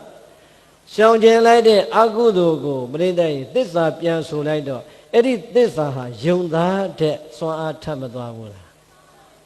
Erabe, Breda. The Kanagama Didi in a Lonjuni, Agudori, Miamia, Swa Shide, Payama Jaidale, Dila Biazida, Dide, Divendia Doleve, Maikanga, Sabido, Lonjuni Debare, Tajo, Diganiga Sabido, the Geta Mabaran, Lona Waria Diane, at that Shinyana Manja, you know. Mimi, Gayaga, Waziga, Manoga, Mama Pipo, the Agudo, Diarigo, Gayaga, Male, Mapia, Waziga, Male, Mapia, Manoga, Male, Mapia, Shauji, Light Nayame, Soye, Payashin, Goromia, Mino Mure, the Canali at the Shinaga, Miete, Sore, Waria, Diarega, Nambatiko, Paindwa Babi Yimajula. Taga number 10. Number 9, Waria Jaro, Breda. Udo Zendava, Ayab, Shibo, Bide, Lonju Bide, Agudo, Candia, Sora. Go web ship, do web ship, and Nene, Amia, Breda, Mashibula. Shila Mashibula. Kudana, go John Gobian Dwiji, Mimi, Gayagan, Waziga, Manoga, Nima. Madi Lonju Migere, Agudore, Shide, Tidi, Lonju Migere, Agudore, Shide, Lonju Bidore, Adwajao, Na Adwa, Maturo, Bure, Sabiroda, Mayo, Shiroda, Belumia, Lutana, Preda, Josia Magamula. E Daja, not the coup, the Bijanaga, ပုထုဇဉ်ဆိုတာမမှားတဲ့ပုထုဇဉ်ရှိသလားမရှိဘူးပြိဿရဲ့လူမိုက်ကြီးဓမြကြီးဘဝကနေယဟန်ပြုတောထွက်တရားရှာလို့ယဟန္တာကြီးဖြစ်သွားတာရောမရှိဘူးလားရှိတယ်အဲ့ဒါဘာလဲဆိုရင်ကိုယ်ပဲဖြစ်ဖြစ်သူပဲဖြစ်ဖြစ်လွန်ကျူးမိလက်စအကုသိုလ်တရားကိုအတိနဲ့တတိနဲ့ပေါ်လာရင်ဟာကြည်စမ်းငါသည်အဲ့ဒီတော့ငါတိတိကြီးနဲ့လေအကုသိုလ်ကာယကံဝစီကံမနောကံတွေကိုလွန်ကျူးမိခဲ့တယ်မသိပဲနဲ့လေအကုသိုလ်မဖြစ်နိုင်ဘူးထင်ပြီးတော့ငါလွန်ကျူးမိခဲ့တယ်တဲ့လွန်ကျူးပြီးတာအကုသိုလ်တွေကတော့ငါအတွက်ပြန်ပြင်လို့မရနိုင်တော့ဘူးပြန်ပြင်လို့မရနိုင်တဲ့အကုသိုလ်တွေရှိပဲရှိ냐တော့လေဒီကနေ့ဒီအချိန်ကစပြီးတော့ငါရဲ့ကာယကံဝစီကံမနောကံမှာအဲ့ဒီအကုသိုလ်မျိုးတွေနောက်ထပ်ဘယ်တော့မှမပြုတော့ဘူးဘယ်တော့မှမပြောတော့ဘူးဘယ်တော့မှမကြံတော့ဘူးရဲ့လို့ရဲရင်ပြက်ပြက်သားသားနဲ့တတိကောင်းကောင်းနဲ့ရှောင်ကျင်လိုက်မယ်ဆိုရင်ပြိဿကြီးအရှင်းဆုံးပြောရင်တချမ်းတော့သိကြမသွားဘူးလားဖြစ်ပြီးသားအကုသိုလ်တရားကိုနောက်ထပ်အသစ်ထပ်မဖြစ်အောင်နဲ့ထိမ့်သိမ့်နိုင်တယ်ဆိုရင်လည်းအဲ့ဒါဒုတိယသမ္မပဒံလုံလဝရိယတရားအခုကိုယ်ပဲဖြစ်ဖြစ်သူပဲဖြစ်ဖြစ်လွန်ကျူးဘူးတဲ့အကုသိုလ်ဆိုတာမရှိဘူးလားရှိပါတယ်ဟုတ်လားလူသားမှန်ရှိမှာပဲပြိဿငယ်စဉ်တောင်ကြီးကလေးဘဝမသိတဲ့အရွယ်တုန်းကလွန်ကျူးတာလည်းဖြစ်ရင်ဖြစ်မယ်အသက်ကြီးပေမဲ့အသိဉာဏ်ရှိပေမဲ့ပြိဿရေမအောင်နိုင်မစည်းနိုင်မစောင့်နိုင်မစည်းနိုင်လို့လွန်ကျူးမိတာလည်းရှိရင်ရှိမယ်ဘာကြောင့်မဲလွန်ကျူးမိကြပါစေမိမိရဲ့ကာယကံဝစီကံမနောကံတွေကိုနောက်ထပ်တော့အဲ့ဒီအမအပေါ်မှာနောက်အမတစ်ခုပဲတော့မှမပေါင်းမိပါစေနဲ့တဲ့အမလန်းကြောင်းကနေအမှန်လန်းကြောင်းပေါ်ပြန်ပြီးတော့ရှောက်နိုင်ရင်အဲ့ဒါဝရိယတရားပါပဲတော်တော်များများကပြိဿရေမြန်မာလူမျိုးမှာစကားတခွန်းရှိတယ်ခုမှတော့ပေါက်တဲ့နဖူးမထူးတော့ပါဘူးကွာဆိုတာပြောလားမပြောဘူးလားပေါက်တာဘယ်နေရာမှာပေါက်တာပေါက်တဲ့နဖူးမထူးတော့ပါဘူးလို့ပြောတဲ့ပုဂ္ဂိုလ်တွေကလည်းပြောက်သလိုပြောကြသလိုတောက်တဲ့ပါဇက်မထူးဘူးဆိုပြီးတော့ဆက်တောက်နေမယ်ဆိုရင်ရောဆုံးမမလားပြိဿအကုသိုလ်ဆိုတာအကုသိုလ်မှန်သိတဲ့အချိန်ရှောင်ကျဉ်နိုင်ပြီဆိုရင်တတ်တာမသွားဘူးလားကဲဥပမာပြိဿရေဇီးပင်ခုတ်လိုက်လို့ရှိရင်ဇီးပင်ကထွက်လာတဲ့အတက်တို့ပြိဿခဏခဏမမြင်ဘူးလားဇီးတက်တမိသားစုလုံးစားလို့မကုန်နဲ့ဇီးပင်များခုတ်လိုက်ရင်ပြိဿရေတပင်ခုတ်လိုက်တာအတက်က၄တက်လောက်တစ်ခါတည်းတန်တန်မှန်မှန်ကြီးထွက်လာတဲ့အခါတဆွေလုံးတစ်မျိုးလုံးတော့စားလို့ကုန်ရဲ့လားအေးအဲ့ဒီလိုမဖြစ်စေနဲ့တဲ့ပြိဿရေကျူပင်ခုတ်ကျူငုတ်မကြံဆိုသလိုပဲအငုတ်မကြံအမြင့်မကြံအောင်နောက်တဲ့ဟောဒီကာယကံဝစီကံမနောကံအကုသိုလ်တွေငါတဏ္ဍာမှာဘယ်တော့မှအဖြစ်မခံတော့ဘူးလို့ရင်းရင်ပြက်သားတဲ့သူတော်ကောင်းတို့ရဲ့တမ္မပဒံလုံလဝရိယတရားသာလက်ကင်ထားရင်မှားမိတဲ့အမှားပေါ်မှာနောက်ထပ်အမှားဆိုတာပေါင်းမအောင်မလားမပေါင်းတော့ဘူးဒါကြောင့်မှားမိတဲ့အကုသိုလ်ကာယကံဝစီကံမနောကံနေရှိခဲ့ကြတဲ့ဆိုရင်လည်းပဲပရိသတ်အဲ့ဒီအာဟုသောကာယကံဝစီကံမနောကံတွေကိုနောက်ထပ်ဘယ်တော့မှအဖြစ်မခံကြပါနဲ့နော်မဖြစ်ဘူးတဲ့ဆိုတာတော့ရှိပါမလားရှိပါဘူးဦးဇင်းတို့လည်းငယ်ငယ်ရတော့ပရိသတ်သိရတော်၎င်းမသိရတော်၎င်းမိုက်မားရတော်၎င်းအာဟုသောကာယကံဝစီကံမနောကံတွေရှိခဲ့တာပါပဲဟုတ်လားအတိနဲ့တတိနဲ့တွဲသွားပြီးအတိညာနဲ့ရင့်တန်လာပြီးတတိကလည်းခိုင်လာပြီးဆိုတဲ့အခါကျတော့နောက်ထပ်မဖြစ်အောင်အိုးကြည်စမ်းအဲ့ဒီတော့ငါလွန်ကျူးတဲ့အကုသိုလ်ကြီးအံ့ဩဖို့ကောင်းလိုက်တာတကယ်ဆိုငါရှောင်နိုင်ဖို့ကောင်းတာပေါ့ဆိုတဲ့အတွေ့မှန်လေးနဲ့နောက်ထပ်မဖြစ်အောင်ရှောင်လိုက်ရင်ပြိဿဒီဘဝရောဘဝတမလွန်ရောတန်ဖိုးရှိတဲ့ရှောင်ကျင်မှုတစ်ခုရမသွားဘူးလားရသွားတယ်ဒီတော့ပြိဿရေတော်တော်များများပေါ့လေဒီထဲမှာအခုပြောနေရတဲ့စကားတော်တော်များများထဲမှာတောက်တာစားတာကိစ္စရတယ်တော်တော်ကိုပြောလာရတယ်ဟုတ်လားကျွတ်တို့မြန်မာနိုင်ငံမှာဘာတွေတိုးတက်နေတော့မသိဘူးသိကြတာတခုကတော့တောက်တဲ့လူကတော့ပိုတိုးလာတာသိကြတယ်ဟုတ်လားတယောက်နဲ့တယောက်ဧခံရင်တောက်တာလေးနဲ့ဧခံတယ်ကဲတောက်တဲ့ကိစ္စကောင်းလားမကောင်းဘူးလားမ မကောင်းမိမဲ့ပြိဿတိုးလာသလားယော့သွားသလားတောက်ဘူးတဲ့ပုဂ္ဂိုလ်တွေကလည်းမထူပါဘူးဆိုပြီးတော့ဆက်ပြီးတော့တောက်ကြတယ်မတောက်ဘူးတဲ့ပုဂ္ဂိုလ်တွေကလည်းတောက်ဘူးတာကိုမှခုံယူစရာထင်ပြီးတော့တောက်လိုက်ကြတာတဲ့တောက်တဲ့ပုဂ္ဂိုလ်တွေကလည်းတောက်တယ်မပေါက်တဲ့ပုဂ္ဂိုလ်တွေကလည်းမထူဘူးဆိုပြီးတော့ဆက်ဆက်ထိုးလိုက်တာအပေါင်းဆိုင်ကြီးအတော်ချမ်းသာကုန်ပြီဒကမာကြီးတွေကဒကာကြီးတွေအကြောင်းပြောရင်သိသဘောကျတာဒကာကြီးတွေကတောက်တဲ့ဘက်မှာဝါဒနာပါတယ်လို့တချို့ဒကမာကြီးတော်တော်များများရောပေါက်တဲ့မပေါက်တဲ့ဘက်မှာဝါဒနာမပါဘူးလားဟောဒကာကြီးကပါပါတယ်ဖေရတယ်သိကျင်တဲ့မတူပြောကျင်နေတာဟမ်ကဲပြိဿကြီးတချို့လည်းအဲ့ဒီလိုပဲနှလုံးသုံးလုံးထိုးတာအခုခစ်တောင်စားတာဒီဘောလုံးမှာပါလာပြီကဲကျွတ်တို့မြန်မာနိုင်ငံကြီးကိုနှိပ်စက်နေတဲ့အဲ့ဒီတစ်လုံးနှလုံးသုံးလုံးဟာတကယ်ကြီးမားတဲ့ရန်သူကြီးဖြစ်မနေဘူးလားတော်တော်များများဟာပြိဿကြီးကိုကျင်တရားတွေပြည့်စည်သွားလိုက်တာဆင်းရဲတဲ့နေရာတွေရောက်ရင်ပို့ပြီးတော့တောင်သိတာသေးတယ်ဟုတ်လားအဲ့တော့တော်တော်များများပြောတယ်မလုပ်ကြပါနဲ့ကုံမိသားကတော့အကုသို့ဝင်တယ်လို့သဘောထားပြီးတော့တော်လိုက်တော့နောက်ထပ်မမိုက်ပါနဲ့ဆိုဘာပြောလဲဖုံဖုံနဲ့လှီမျောလှီနဲ့လိုက်ငွေမျောငွေနဲ့လိုက်ရမှာဆိုတော့လိုက်ရမှာပဲတဲ့ဟုတ်လားလိုက်ရင်နဲ့ပြိဿလိုက်သွားလိုက်တာဟိုမင်္ဂလာဥတော်ကခြေတမိန်နဲ့မကြံတော့ဟုတ်လားသွားနေကြစတိကြိုင်လည်းပဲကော်ကြိုင်ဖြစ်ကုန်ပြီဘာမှမကြံတော့ဟုတ်လားအဲ့တော့လိုက်တိုင်သေးတော့လိုက်ကြရမရှိတော့ဖုံးလိုက်မောပြီးတော့နှလုံးကြောင့်သေရတဲ့အသေးဆိုးတွေဒုပရိသကြားဘူးလားမကြားဘူးလားကြားဘူးတယ်ကိုတက်သေးသွားတဲ့အထိခံရတဲ့အကုသို့ဘလောက်ကြီးမားလဲတကယ်တမ်းကျတော့ပရိသအချိန်မီမားတယ်လို့သိရင်မားနေတယ်လို့ပြောတဲ့ပုဂ္ဂိုလ်တွေကပြောတဲ့စကားကိုလက်ခံရင်အဲ့ဒီအကုသို့ဟာနောက်ထပ်ဝင်မအောင်မလားအေးဒါကြောင့်ပရိသတ်တကယ်တမ်းကြတော့ကျွတ်တို့မြန်မာလူမျိုးတွေကဗုဒ္ဓအဆုံးအမနဲ့နေပင်နေညတော်လဲဗုဒ္ဓအဆုံးအမတရားတွေကောင်းမင်ကောင်းကြတော့လဲလက်တွေလိုက်နာကျင့်သုံးတဲ့အခါကျတော့ကံနဲ့ကံရဲ့အကျိုးကိုယုံကြည်တယ်ဆိုတဲ့အယုံကြည်ချက်ကြတော့ပျောက်လို့နေတတ်ပါတယ်ပျောက်မနေဘူးလားဒါကြောင့်ကိုယ်ကံကိုပြန်စမ်းသပ်ကြည့်အောင်ပေါ့ဟုတ်လားကိုယ်ကံကိုပြန်စမ်းသပ်ကြည့်ကြရပြိဿကိုလူဖြစ်ရတဲ့ဘဝလက်ရှိအခြေအနေကိုစဉ်းစားလူဖြစ်တိုင်းအထူးတော်မှာကံကောင်းတဲ့မပြောတော့ပါဘူးကံကောင်းတယ်လို့ထင်လားမထင်ဘူးလားထင်တယ်ဆိုရင်ဆက်လို့ပေါ့ဟုတ်လားအဲ့တော့ပြိဿစဉ်းစားပေါ့ဟုတ်လားတကယ်တမ်းကျတော့ကိုယ်ကံကိုမစမ်းစစ်ပဲနဲ့ကံနဲ့ကံရဲ့အကျိုးယုံကြည်တဲ့ဗုဒ္ဓဘာသာဖြစ်ပါလျက်ကနေဒီလောက်မိုင်လုံးကြီးဆက်ပြီးတော့လှုပ်သွားရင်မှားမိတဲ့အာကုသိုလ်ပေါ်မှာနောက်ထပ်အမှားတွေပေါင်းနေတာ ਨੇ မတူဘူးလားတူတယ်ဒါကြောင့်အနုပါဏနံပပကနံအနုပါဒာယဝါယမောဥပ္ပန္နနံပပကနံအနုပါဒာယဝါယမော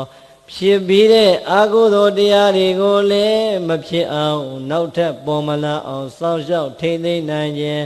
မဖြစ်သေးတဲ့အာဟုသောတရားတွေကိုလည်းလုံးဝမဖြစ်နိုင်အောင်စောင့်ရှောက်ထိန်းသိမ်းနိုင်ခြင်းသည်တကယ်ကြီးကျယ်မြင့်မြတ်တဲ့သမ္မပဒံလုံလဝရိယတရားပါဟောမင်းနဲ့တွေ့ငါလည်းနေရထိုင်ရခက်တယ်မင်းကဓာတ်ပုံရိုင်းငါလည်းနေထိုင်ဘဝင်မြင့်တာငါတော်တော်ချောနေပြီလားမသိဘူးလားမောင်မင်းသားဟာလားအေးဒီတော့အဇာတသက်မင်းဆိုရင်ဒုပရိသတ်သိလားမသိဘူးလားဘယ်ရလဲမြန်မာနိုင်ငံသားလားပြောမရဘူးဖြစ်ရင်ဆွေမျိုးရှိရင်ရှိနေပါဟုတ်လားကဲအဇာတသက်မင်းလွန်ကျူးတဲ့အကုသိုလ်ကြီးကတို့ဗုဒ္ဓဘာသာတိုင်းသိမနေဘူးလားဘာအကုသိုလ်လဲအဖေရင်ကိုတတ်ခဲ့တဲ့သောတာပန်ဖြစ်တဲ့အဖေကြီးသူတော်ကောင်းကြီးကိုတတ်ခဲ့တဲ့ဒီလောက်ကြီးမားတဲ့အကုသိုလ်ကံတရားကြီးကိုလွန်ကျူးမိတဲ့အဇာတသက်မင်းနဲ့အဖေသေးတဲ့နေ့သားလေးမွေးတဲ့နေ့မှာပဲနောင်တကြီးစွာမရလိုက်ဘူးလားစဉ်းစားကြည့်ငါအတွက်အဖေတော်တက်ပြီးမှတော့ဟေ့ကျန်တာခ ्यू ဆိုင်ကြမလို့မိုက်ချင်မိုက်တော့ငရေရလွင်ငါအတွက်ဘာမှမရှိတော့ဘူးဆိုအဇာတသက်ထင်းသလိုရမ်းပြီးထင်းသလိုနေသွားရင်ရောတကယ်တာပရိသတ်တရားတရားနေတဲ့ယုံကြည်မှုနေတဲ့ဗုဒ္ဓဘာသာတယောက်ဆိုရင်မသွားနိုင်ဘူးလားဒါပေမဲ့အဇာတသက်တော့ဘလောက်အံ့ဩဖို့ကောင်းတယ်ပရိသတ်ဒီဝရဆရာနဲ့ပေါင်းပြီးမာခဲ့တဲ့အတွက်ကြောင့်အဖေကိုတတ်တဲ့အထိအာဟုသောကာယကံကြီးလွန်ကျူးခဲ့သောညာလည်းပဲ မိမိရဲ့တတိတံဝေကဉာဏ်နေရလာတဲ့အချိန်ကြတော့အဖေအပေါ်မှာလွန်ကျူးမိတဲ့အကုသိုလ်ကံကြီးကိုတစ်ဖက်မှာထားမြတ်စွာဘုရားရဲ့သာသနာမှာကြီးကျယ်မြင့်မြတ်တဲ့တရားတရားထက်သန်တဲ့ပုဂ္ဂိုလ်ကြီးတယောက်အဖြစ်နဲ့ထောက်ပံ့လိုက်တာအဖေသက်ပြီးမှအဇာတသက်လှုပ်လိုက်တဲ့အလုပ်တွေဟာပြိဿမကောင်းတာဟာမပါသလောက်ကိုအကောင်းနေကြီးပဲဟုတ်လားကဲအဇာတသက်ကိုကြည့်လိုက်တာနဲ့ပြိဿရေအဇာတသက်အဖေသက်လို့လူမိုက်ကြီးလို့ပြောလို့ရပဲရညာတော်လဲပဲအဖေသက်မိတဲ့အကုသိုလ်ကံကြီးလွန်ကျူးပြီးတဲ့နောက်ပိုင်းမှာမိုက်ဆက်ကိုရက်ပြီးတော့ကောင်းဆက်ကိုသွင်းလိုက်တာ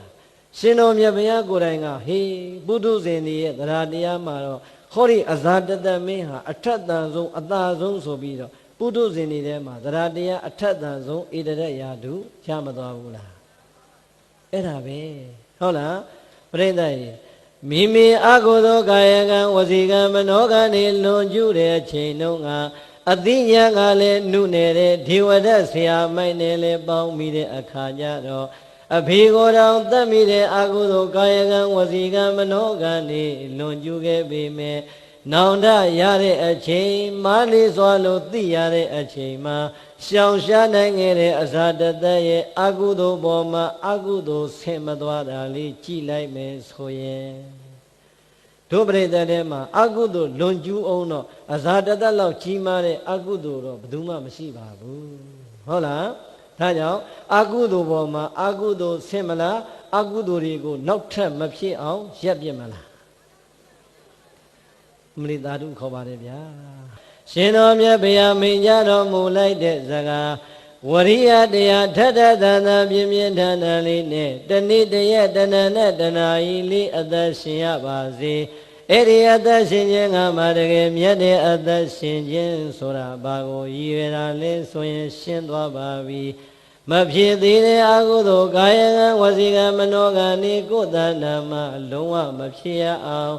မသိမိုက်မှလို့ဖြစ်ခဲ့ပြီးတဲ့အကုသိုလ်ကာယကံဝစီကံမနောကံနေလေဒီမှာရင်မိုက်ဆက်တုံးပြီးတော့နောက်ထပ်အသစ်ပြန်မပေါ်အောင်နဲ့စောင့်ရှောက်ထိန်သိမ်းလိုက်မယ်ဆိုရင်အဲ့ဒါအကုသိုလ်ကံနဲ့ပတ်သက်လာတဲ့ဝရိယနှမျိုးကိုပိုင်သွားတာပါပဲတန်ဖိုးရှိလားမရှိဘူးလားလက်တွေ့ကျင့်သုံးကြည့်ပါဟုတ်လားဒါဆိုရင်နံပါတ်3ကြတော့ပြိဿရေအနုပါဒနာကုသလနာဥပ္ပါဒါယဝါယာမောမိမိရဲ့ကာယကံဝစီကံမနောကံနေမှာမဖြစ်ပေါ်လာသေးတဲ့ကုသိုလ်တရားတွေဒါနာကုသိုလ်ပဲဖြစ်ဖြစ်သီလကုသိုလ်ပဲဖြစ်ဖြစ်ဘာဝနာကုသိုလ်ပဲဖြစ်ဖြစ်တရားနာရတဲ့ကုသိုလ်ပဲဖြစ်ဖြစ်ဝေယဝိဇ္ဇာဆောင်ရွက်ရတဲ့ကုသိုလ်ပဲဖြစ်ဖြစ်ပရာဟိတလုပ်ငန်းတွေဆောင်ရွက်ရတဲ့ကုသိုလ်ပဲဖြစ်ဖြစ်ပရိသတ်ရေကိုယ်လည်းအပြစ်ကင်းတယ်သူလည်းအပြစ်ကင်းတယ်ကိုယ်လည်းချမ်းသာတယ်သူလည်းချမ်းသာတယ်ဆိုတဲ့ကုသိုလ်လုပ်ငန်းကိစ္စမှန်သမျှတွေကိုယ်တဏ္ဍာမှာစုံအောင်ရပြီလားလို့မေးကြည့်ပရိသတ်ရေဘာပြောမလဲ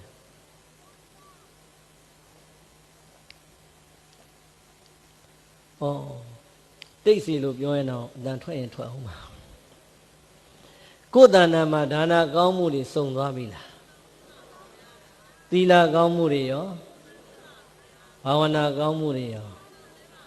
တရားနာတဲ့ကောင်းမှုတွေရောကျူစားရင်ကျူစားရင်လည်းပဲအသက်တွေ80ကျော်ပြီးတော့ဟုတ်လား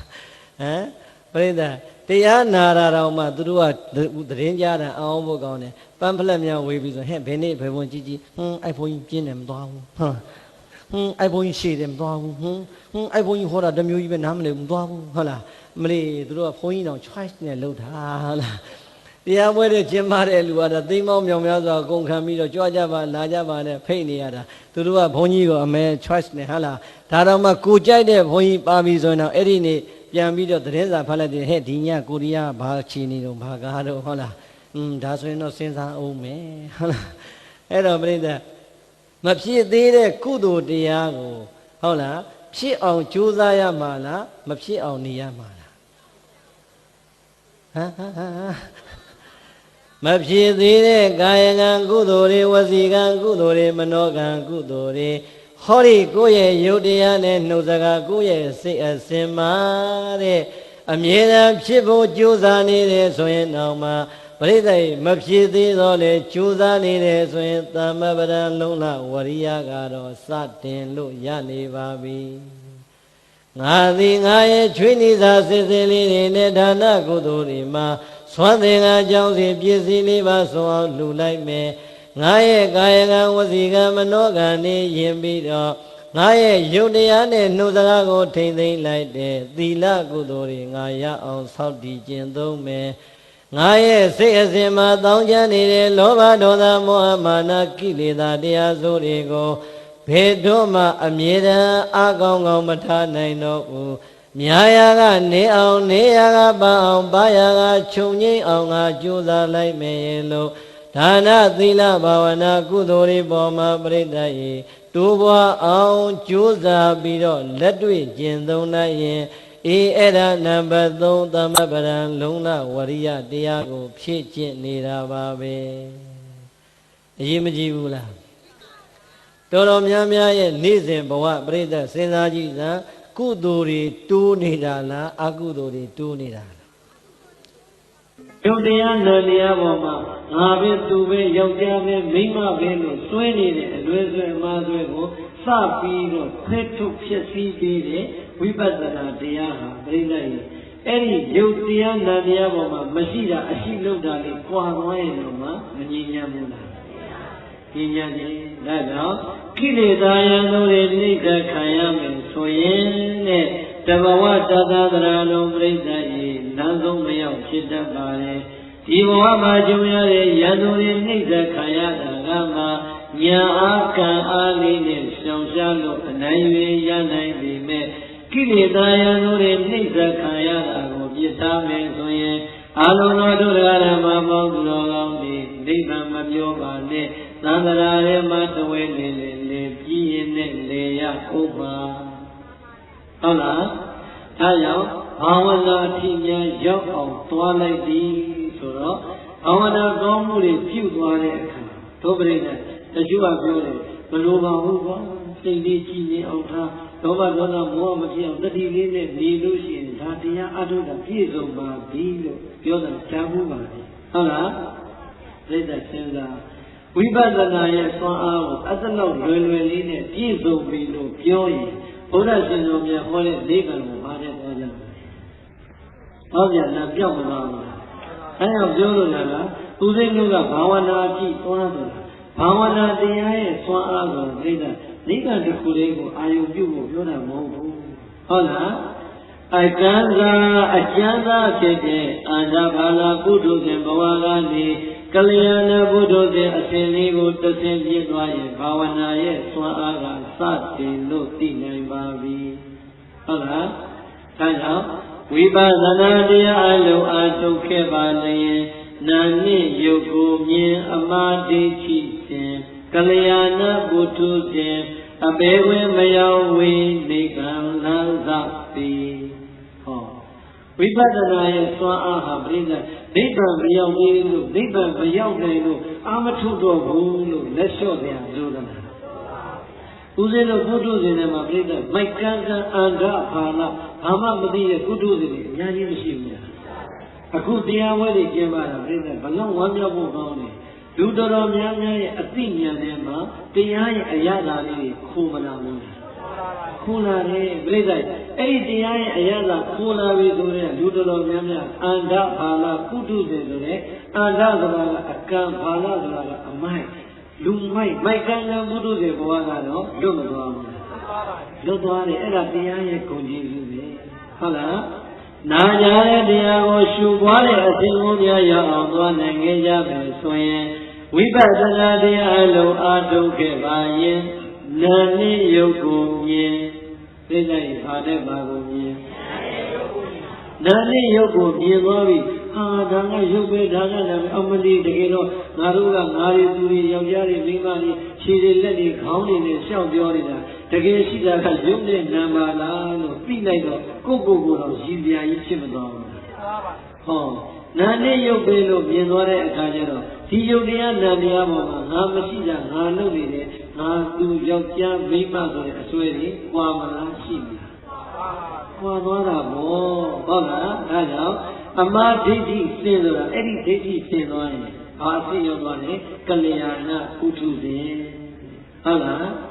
ကလျာဏပုထုဇဉ်အဖြစ်လေးရောက်သွားပြီဆိုရင်ကဲဥစဉ်တို့လူဖြစ်ရတာတန်ဖိုးကစတင်တော့အကျိုးမရှိဘူးလားတဏ္ဍဘာနာပုထုဇဉ်ဗိုက်တန်းတန်းဘဝကြီးနဲ့သိရမယ်ဆိုရင်ကဲပြိဿလူဖြစ်ရတာနိဗ္ဗာန်မပြောနဲ့အပယ်လေးပါးဓာတ်ပေါက်သွားဖို့ရအတွက်ဈေးခန္ဓာစုတာနဲ့တော့မတူဘူးလားဒီဒါကြောင့်ပြိဿရဲ့အမြတ်ဆုံးမြတ်တဲ့ဘဝနာတရားဘာနဲ့တူတယ်လဲနှပြသောတန်လျက်လက်မဆွဲကံပြီးတော့ဟောဒီလောဘဒေါသမောဟမာနကိလေသာယံတို့တွေကိုတစ်ချက်ချင်းနဲ့ပြအောင်ခုတ်ထွင်ရှင်းလင်းလိုက်ရင်ရှင်းသွားတဲ့လင်းသွားတဲ့ဟောဒီစိတ်အစဉ်မှာပြိဿရေခိုးအောင်လာတာကနိဗ္ဗာန်ချမ်းသာနိဗ္ဗာန်ပြီဟုတ်လားသောသောကဥပမာလုံးနဲ့ရွှေတကုံဘုရားကမောတော်ကားကောင်းကောင်းစီးတဲ့ဝကောင်းဇာလံဝတ်တဲ့လမ်းကြီးမှာတွေ့ကြုံလာတဲ့ရန်သူတွေကိုအနိုင်တိုက်ခိုက်နိုင်မှုရန်အတွက်ကာယအားလည်းပြည့်စုံတဲ့ဉာဏ်စွမ်းအားလည်းပဲရှောင်နိုင်တယ်ဆိုရင်ပြိတ္တိုင်ရှိစက်ပေါင်းလိုက်တော့ပေကိုရောက်မလဲရွှေတကုံပေါင်းတာလေဒီမှာမသွားနဲ့အောင်ပါရွှေတကုံဘုရားရောက်ပြီဆိုတော့ပြိတ္တိုင်ရွှေတကုံကိုရောက်သွားကြတဲ့ကအေးချမ်းတဲ့နေရာလားတူလောင်တဲ့နေရာအေးချမ်းတဲ့နေရာဒီတိုင်းပဲပေါ့ဟုတ်လားဒါနာကောင်းမှုလည်းပြည့်ပြည့်စုံစုံသီလကောင်းမှုတွေကလည်းပီတိဖြစ်လို့မဆုံးမိမိရှုမှတ်တဲ့ယုတ်တရားတရားပေါ်မှာမှတ်လိုက်တဲ့ဘာဝနာကောင်းမှုတွေကလည်းပြည့်စုံနေဆိုရင်လောဘဒေါသမောဟမာနကိလေသာယံတွေတစ်ပြည့်တစ်ပြည့်နဲ့ကိုလျောသွားတဲ့အခါပရိသေပေါ်လာတာကနိဗ္ဗာန်ချမ်းသာတဲ့နိဗ္ဗာန်ချမ်းသာမရသေးရင်တော့မှဟောဒီဘဝကထွက်သွားရင်ပြိဿရဲ့အပေဒုက္ခတိဘဝမရောက်ရဘူးဆိုရင်နဲ့အဲ့ဒီသူတော်ကောင်းမှမြောက်ရတာတန်ဖို့မမြင်ဘူးလားဒါကြောင့်တကယ်ဝမ်းမြောက်နိုင်တဲ့အဆင်းဆိုတာပြိဿတေရောက်မှရမှာဘာဝနာရောက်မှရမှာဟုတ်လားသာသာလေးနဲ့ရက်ထားလို့ရပါမှာဒါကြောင့်အာရောနှလုံးပြပြသူတော်ကောင်းတို့ဒုမေစဉ်သူတော်ကောင်းအပေါင်းတို့သည်ဒါနယာနံနေမြမဟုပေးလို့သွန်ချမြတ်ဒါနဤဟုသောဘောတော်ရင်ကိုအဘိလုံရှာယညာဖိစီတခါသိ၍သီလမန္တငါးပါးပြည့်စက်သည့်အထင်ကြီးနှင့်ရွှေကြီးမကွာသီလတိဟုသောမြတ်ဒါနကိုဝိဘုတိယကျူးပေါင်းကင်းစင်ဝခါစင်လျက်ဘာဝနာကံကဟံတို့သမထဘာဝနာဝိပဿနာဘာဝနာတို့ခေါ်တဲ့နှပြသောသံလျက်လက်မှာဆွဲကိုင်းကြကုန်လျက်ဒီဝမိဘသတ္တပြညီယအမှန်မျက်နှိကံသို့ဒုံဝိသေသူတော်ကောင်းအပေါင်းတို့သည်ကိသံတု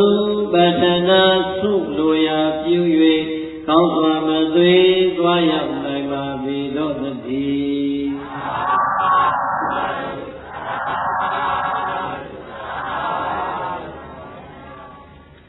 ကဲပြိဿရဲ့တကယ်ဝမ်းမြောက်နိုင်မှုအဆင့်သောတာဒီလောက်လေးနဲ့ရှင်းနှံ့လို့ရပါမလားငါတို့ဒီဒါနကောင်းဝရမှာသွမ်းနေတာကြောင့်ဒီပစ္စည်းလေးပါးလေးနဲ့လူခဲ့ပြီးပါပြီ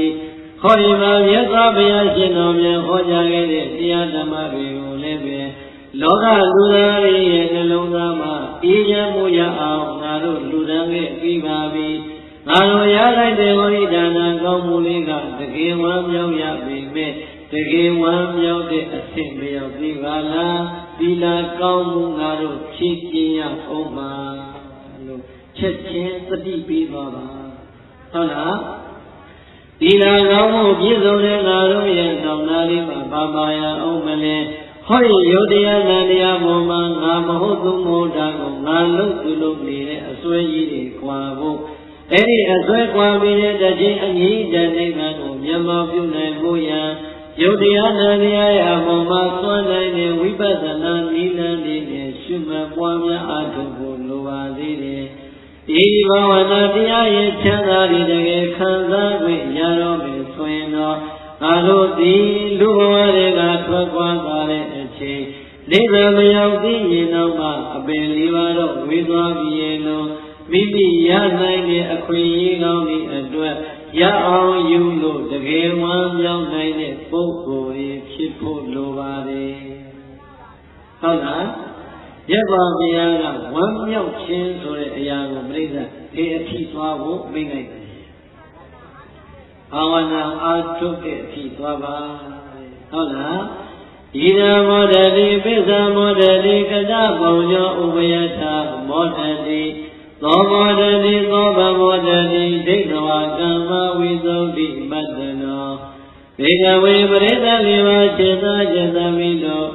ကတပုံညောဒါနာကောင်းမှုသီလကောင်းမှုဘာဝနာကောင်းမှုလို့ခေါ်တဲ့ကောင်းမှုသုံးပြားကိုညီညွတ်စွာပြုပြီးသွားတဲ့သူတော်ကောင်းသည်ပြိဿဒါနာကောင်းမှုလေးတစ်ခုလေးဟောရလားဣဒာပြစ္ဆုတ်ပံလောကဤလူဘဝမှာလည်းပဲမောဒတိငါလူဖြစ်ရတာဖြင့်တန်ဖိုးရှိလိုက်တာလူဘဝကြီးမှာရအောင်ယုံနိုင်တဲ့ဒါနကုသိုလ်သီလကုသိုလ်ဘာဝနာကုသိုလ်တွေငါရသွားပြီလို့ဟောဒီဘဝမှာနေရခြင်းမှလည်းဝမ်းမြောက်ဝမ်းသာတွေးရင်ဖြစ်နေရပါလေဟုတ်လားဘာနဲ့ဥပမာပေးလိုက်လေဆိုတော့ပန်းမျိုးစုံပွင့်နေတဲ့ပန်းကြီးကြီးရဲ့အလယ်မှာရက်နေတဲ့ဥယျာဉ်ပူကြီးပြိဿရဲ့ဒီပန်းကြီးဟာဒီကနေ့ကျမှမိုးပေါ်ကကျပွင့်လာတာလားစိုက်ခဲ့ရတာစိုက်ခဲ့ရတာပန်းကြီးရဲ့အလယ်မှာမျိုးစိတ်တွေချပြီးပြီးတဲ့အချိန်ကလေးကရေလောင်ရတဲ့ပေါင်းရှင်ရတဲ့ဓာတ်မြေဩဇာမြောင်များစွာကျွေးကြရတဲ့တချိန်တည်းတည်းနဲ့မှပန်းကြီးပွင့်လာပြီဆိုတဲ့အခါမှာပန်းကြီးရဲ့အလယ်ကိုရက်နေတဲ့ဥယျာဉ်မူကြီးရဲ့အပြုံတွေကျက်တွေရှိလိုက်တာမိမိရဲ့ခြေအစုံသားကြည့်လိုက်ပြန်တော့လေကျက်တွေရှိလာတဲ့သံဝဲလှမ်းလာတွေမြင်နေရတဲ့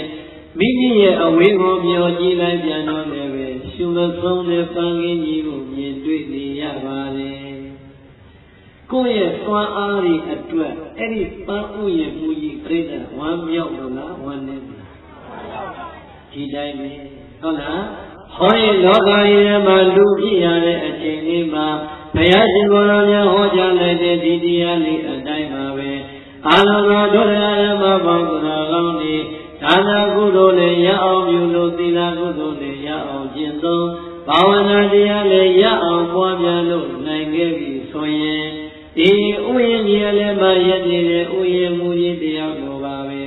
ကောင်းမှုမျိုးတွေကိုစိုက်ပြုကျေချခဲ့တဲ့အတွက်ကြောင့်ဒါနာသီလဘာဝနာပန်းကောင်းဆုံးဝေဝိသသာပွင့်နေတဲ့အဲဒီကောင်းမှုရှင်ဖြစ်တဲ့သူတော်ကောင်းကြီးဒီလေအနည်းဆုံးပန်းတဲ့တူတဲ့ဒီဘဝအတွက်တွေးလိုက်ရင်ရောပြိဿရေဝမ်းမမြောက်ဘူးလားဘုံမမြင်ရတဲ့အနာဂတ်ဘဝအဝေးကပန်းဒီကိုမြင်ရတော့ကြက်သေးရှိရသလိုကြည်နူးရသလိုပါပဲမယံသေးတဲ့အနာဂတ်ဘဝကိုကြိုတင်မှတ်သားလို့တွေးလိုက်တော့ရောအဲဒီကောင်းမှုရှိအတွက်ဝမ်းမြောက်မလားဝမ်းနည်းမလားအေးဒါကြောင့်ဝမ်းမြောက်နိုင်ဖို့ရန်အတွက်ဥယျာဉ်မူကောင်းနဲ့တူတဲ့ကောင်းမှုရှင်တို့တရားဓမ္မတွေဌာနမျိုးစိတ်တွေတစ်ခုတည်းစိုက်ရမှာဟောရလား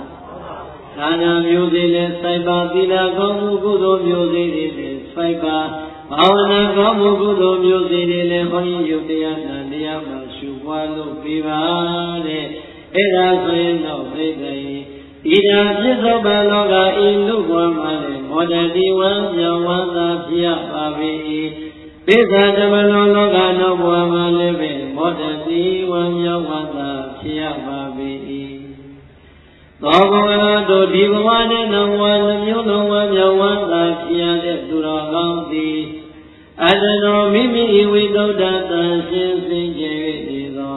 ကမ္မပြုပြီးသွားတဲ့အဲဒီဒါနာသီလဘာဝနာဆိုတဲ့ကောင်းမှုကုသိုလ်ကံတွေကိုဒိဋ္ဌဝါတွေးလိုက်တဲ့အခါမြင်အောင်လာလို့တွေးတိုင်းမောဒတိဝမ်းမြောက်ဝမ်းသာဖြစ်ရပါ၏ပမောဒတိအထုတော်ပြပြတကယ်ဝမ်းမြောက်၍တကယ်ပဲဝမ်းမြောက်ဝမ်းသာဖြစ်ရပါ၏ဤသည်သို့ဘဂဝါဘုန်းတော်၆ပါးသခင်ဘုရားရှင်ကိုယ်တော်မြတ်ကြီးသည်အ ဝေါသာကရုဏာရှိသွားမေတ္တာအဖြင့်မိကြတော်မူခဲ့ပါပေသတည်း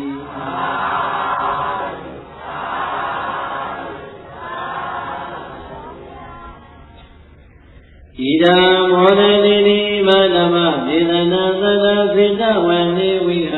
တောမဟာဓမ္မိကဥပါဒကံအာရဗဂတိတိဣဒံမောဒတိနိမဓမ္မဒေသနာဣဒံမောဒတိသောအစရှိသောကာလတော်မြတ်ဖြင့်တန်သာဆရာသောဣတရားဒေသနာတော်မြတ်ကိုသတ္တလူနာတို့၏ဆရာဖြစ်တော်မူသောသဗ္ဗညုဘုရားရှင်ကိုယ်တော်မြတ်ကြီးသည်သာဝတိယသာဝတိပြည်၌အနာတပိဋိကသနာတပိဋတိဤအာရမေယဖြစ်သောဝနှလုံးမွေးနေရောပျော်မွေ့ဝေယဖြစ်သောဇေတဝနိဇေတောရောင်မောသတိကြောင့်၌ဝိဟာရံတော်တရင်သုံးသံပြောတော်မူစဉ်မဟာဓမ္မိကဥပါဒကမဟာဓမ္မိကအမည်ရပါတဲ့ဥပါဒကကြီးကိုအာရမအကြောင်းပြု၍ကတိတိကရုဏာရှိသွားမေတ္တာအဖြင့်မိကြတော်မူခဲ့ပါပေသတည်း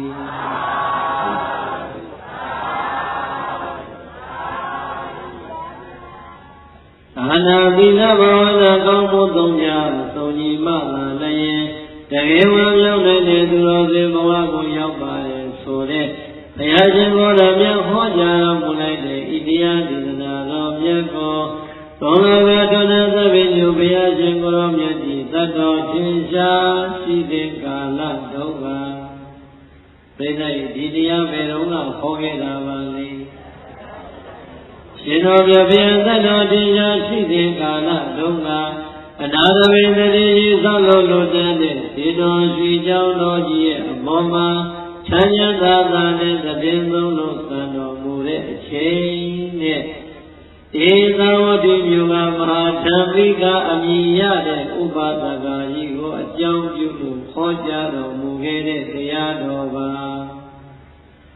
ဒီဒီမှာကိုကြီးဆရာတော်ရဲ့ဥပိုင်တရားဟောရတာဘသူရဲ့ဥပိုင်လဲဘုရားရဲ့ဥပိုင်မှာဟုတ်လားရှင်တော်မြတ်ဘုရားမဟာဓမ္မိကဥပါဒကကြီးကိုအကြောင်းပြုလို့ဟောဒီတရားကိုခေါ်ကြတော်မူခဲ့ပါလေတဲ့မဟာဓမ္မိကဆိုတဲ့ကပြိဿရဲ့အကြီးကြီးပဲခေါ်ဖို့လားအေးဘာကြောင့်အကြီးကြီးဖြစ်သွားရတာလဲဆိုရင်အဲ့ဒီခေတ်တုန်းကသာဝတိမြို့မှာဓမ္မိကဥပါဒကပေါင်း900လောက်ရှိဘယ်လောက်ရှိလဲ900ဓမ္မိကဥပါဒက900ခေါင်းဆောင်ရဲ့နောက်မှာလဲတပည့်က900ရှိတော့ဓမ္မိက900ပေါင်းအများကြီးဖြစ်သွားသို့တော်ပြိဿရဲ့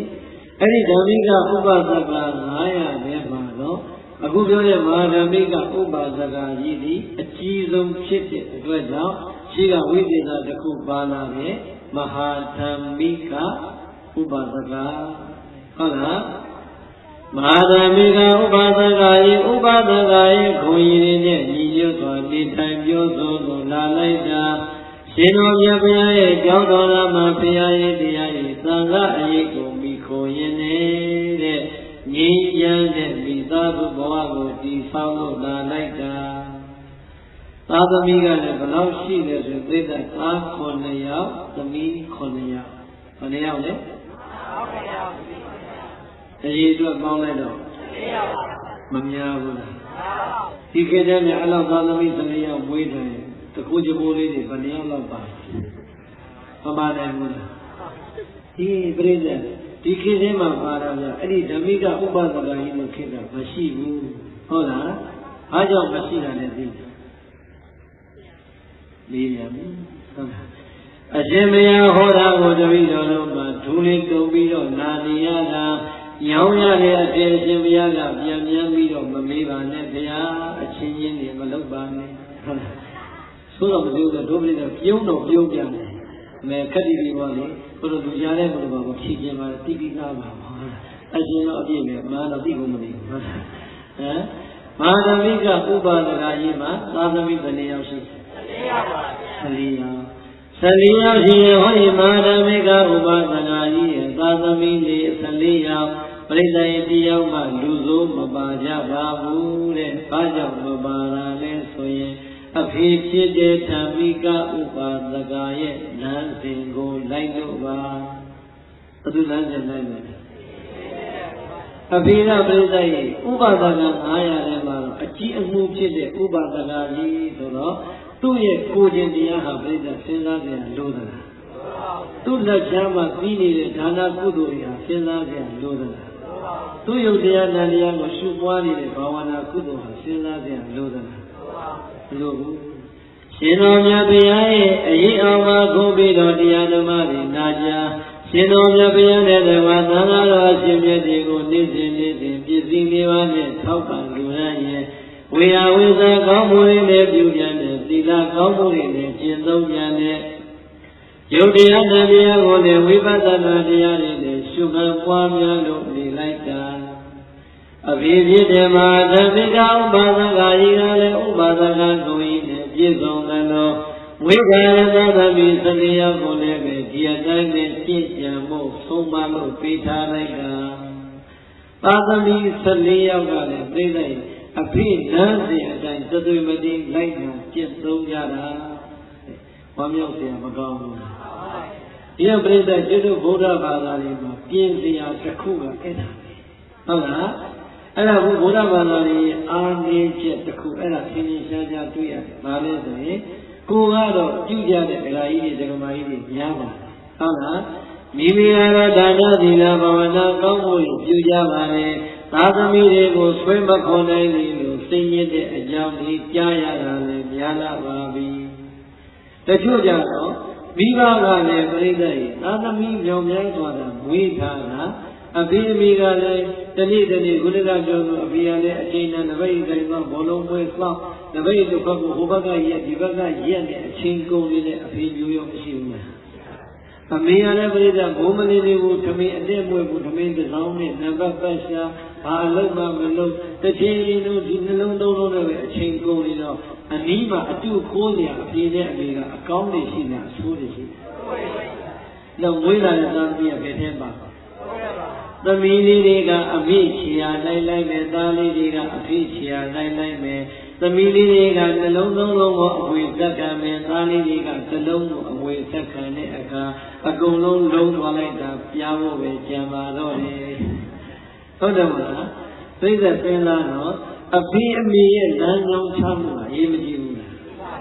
ဟောဒီမှာမဟာဓမ္မိကဥပဒနာကြီးသာသမီ14ယောက်ဝေထားပြီနဲ့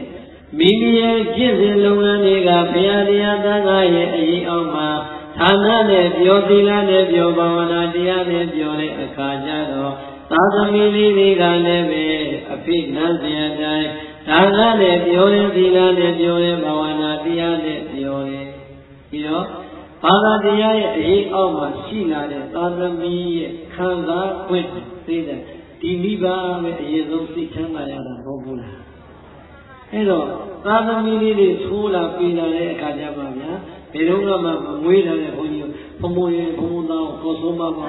ဘုံဘုံသမီးကိုခေါ်ဆုံးပါပါဟုတ်လားလူမျိုးကြီးပြင်သစ်ကလည်းဝယ်ထားတဲ့သာသမီးလည်းမနေတော့ဟုတ်လားဒီလိုဟုတ်လားအဲ့လိုပဲငါပေးလို့သားတော်သမီးတို့ရတာလည်းမနေတော့အဲ့တော့ပြောတယ်မဟုတ်ဘူးလေကိုမွေးထားတာပဲအကျိုးတဲ့အကြောင်းနဲ့ပြောဆုံးပါဘောအမလေးဘုံဘုံတို့စကားမှနားထောင်နေတပည့်တော်လည်းဖုတ်နေတဲ့နပိရှိတဲ့တော့မထင်ဘူးဆိုတာဒီပေါ်ရှိတဲ့တင်မလားအဲ့နပိရလည်းအငင်းနဲ့ကြောင်နဲ့ရောက်နေတာဟုတ်လားအဲ့တော့ပြိဿရဲ့မိဘတွေကလည်းပြင်ပါသာသမီလေးတွေကလည်းမိဘရဲ့လမ်းကြောင်းပေါ်မှာလိုက်ဖို့မလိုအပ်ဘူးလားလိုအပ်ပါပဲဟုတ်လားဒါကတော့ဦးဇင်းတို့တရားကသိပြီးတော့ပွေသွားမှဆိုလို့ဟုတ်လားဒါနကောင်းမှုသီလကောင်းမှုဘာဝနာကောင်းမှုရမှလည်းမိဘကခိုက်ချကောင်းမှုလိုအပ်တယ်လို့ပါပဲလူမှုရေးလောကနဲ့လူမျိုးပေါ်မှာပါလာပေါ်မှာတန်ဖိုးထားတဲ့အခြေအနေကြတော့ရောမိဘမှာတာဝန်မရှိဘူးလားရှိတယ်အမျိုးကုန်းဘာသာကုန်းသာသနာကုန်းစောင့်ရှောက်ထိန်းသိမ်းတတ်ဖို့ရအတွက်လည်းပဲမိဘနှစ်ပါးကရှေ့ကနေလုပ်ပြမှာသာသမီကနားထောင်မှာပေါ့ဟုတ်လားအဲ့တော့ပြိဿရဲ့အခုဥပဒေမှာရောက်သွားတဲ့ကလေးတွေတချို့လည်းပဲနာမည်များသိပေါက်သွားပြီအမေရိကန်မှာရောက်နေတဲ့တချို့ကလေးတွေဟာဟိုဘသိပေါက်သွားတဲ့အခါကျတော့ပြိဿရဲ့စကားရရင်ပြောရတယ် သူတို့နိုင်ငံမှာကအသက်ပြည့်သွားလို့ရည်စားထားရင်မိဘကလည်းကန့်ကွက်ခွင့်မရှိဘူးကဲဒီမှာကိုယ်သမီးရည်စားနဲ့တွေ့လာခင်ဗျားတို့အဖေတွေဘယ်လိုနေမလဲဆွဲထုတ်မှာပေါ့ဟုတ်တယ်မလားကိုယ်နိုင်ငံမှာဆွဲထုတ်ကြည့်မှလားပြည်တဲ့ချက်ချင်းဥပဒေကလာပြီးရေးရပါမှာသူအသက်20ပြည့်နေပြီမိမပြောပြမယ်သူကပြုတ်ခွင့်ရှိတယ်ဆိုတော့ကဲပြည့်တဲ့အဲ့ဒီကသူ့နိုင်ငံနဲ့သူတော့ဟုတ်တာပေါ့ဘုရားဘာသာမိဘနှစ်ပါးနဲ့မွေးဖွားသွားတဲ့သားသမီးဆိုမိဘတွေရေထဲမှာခံစားနိုင်ပါမှာ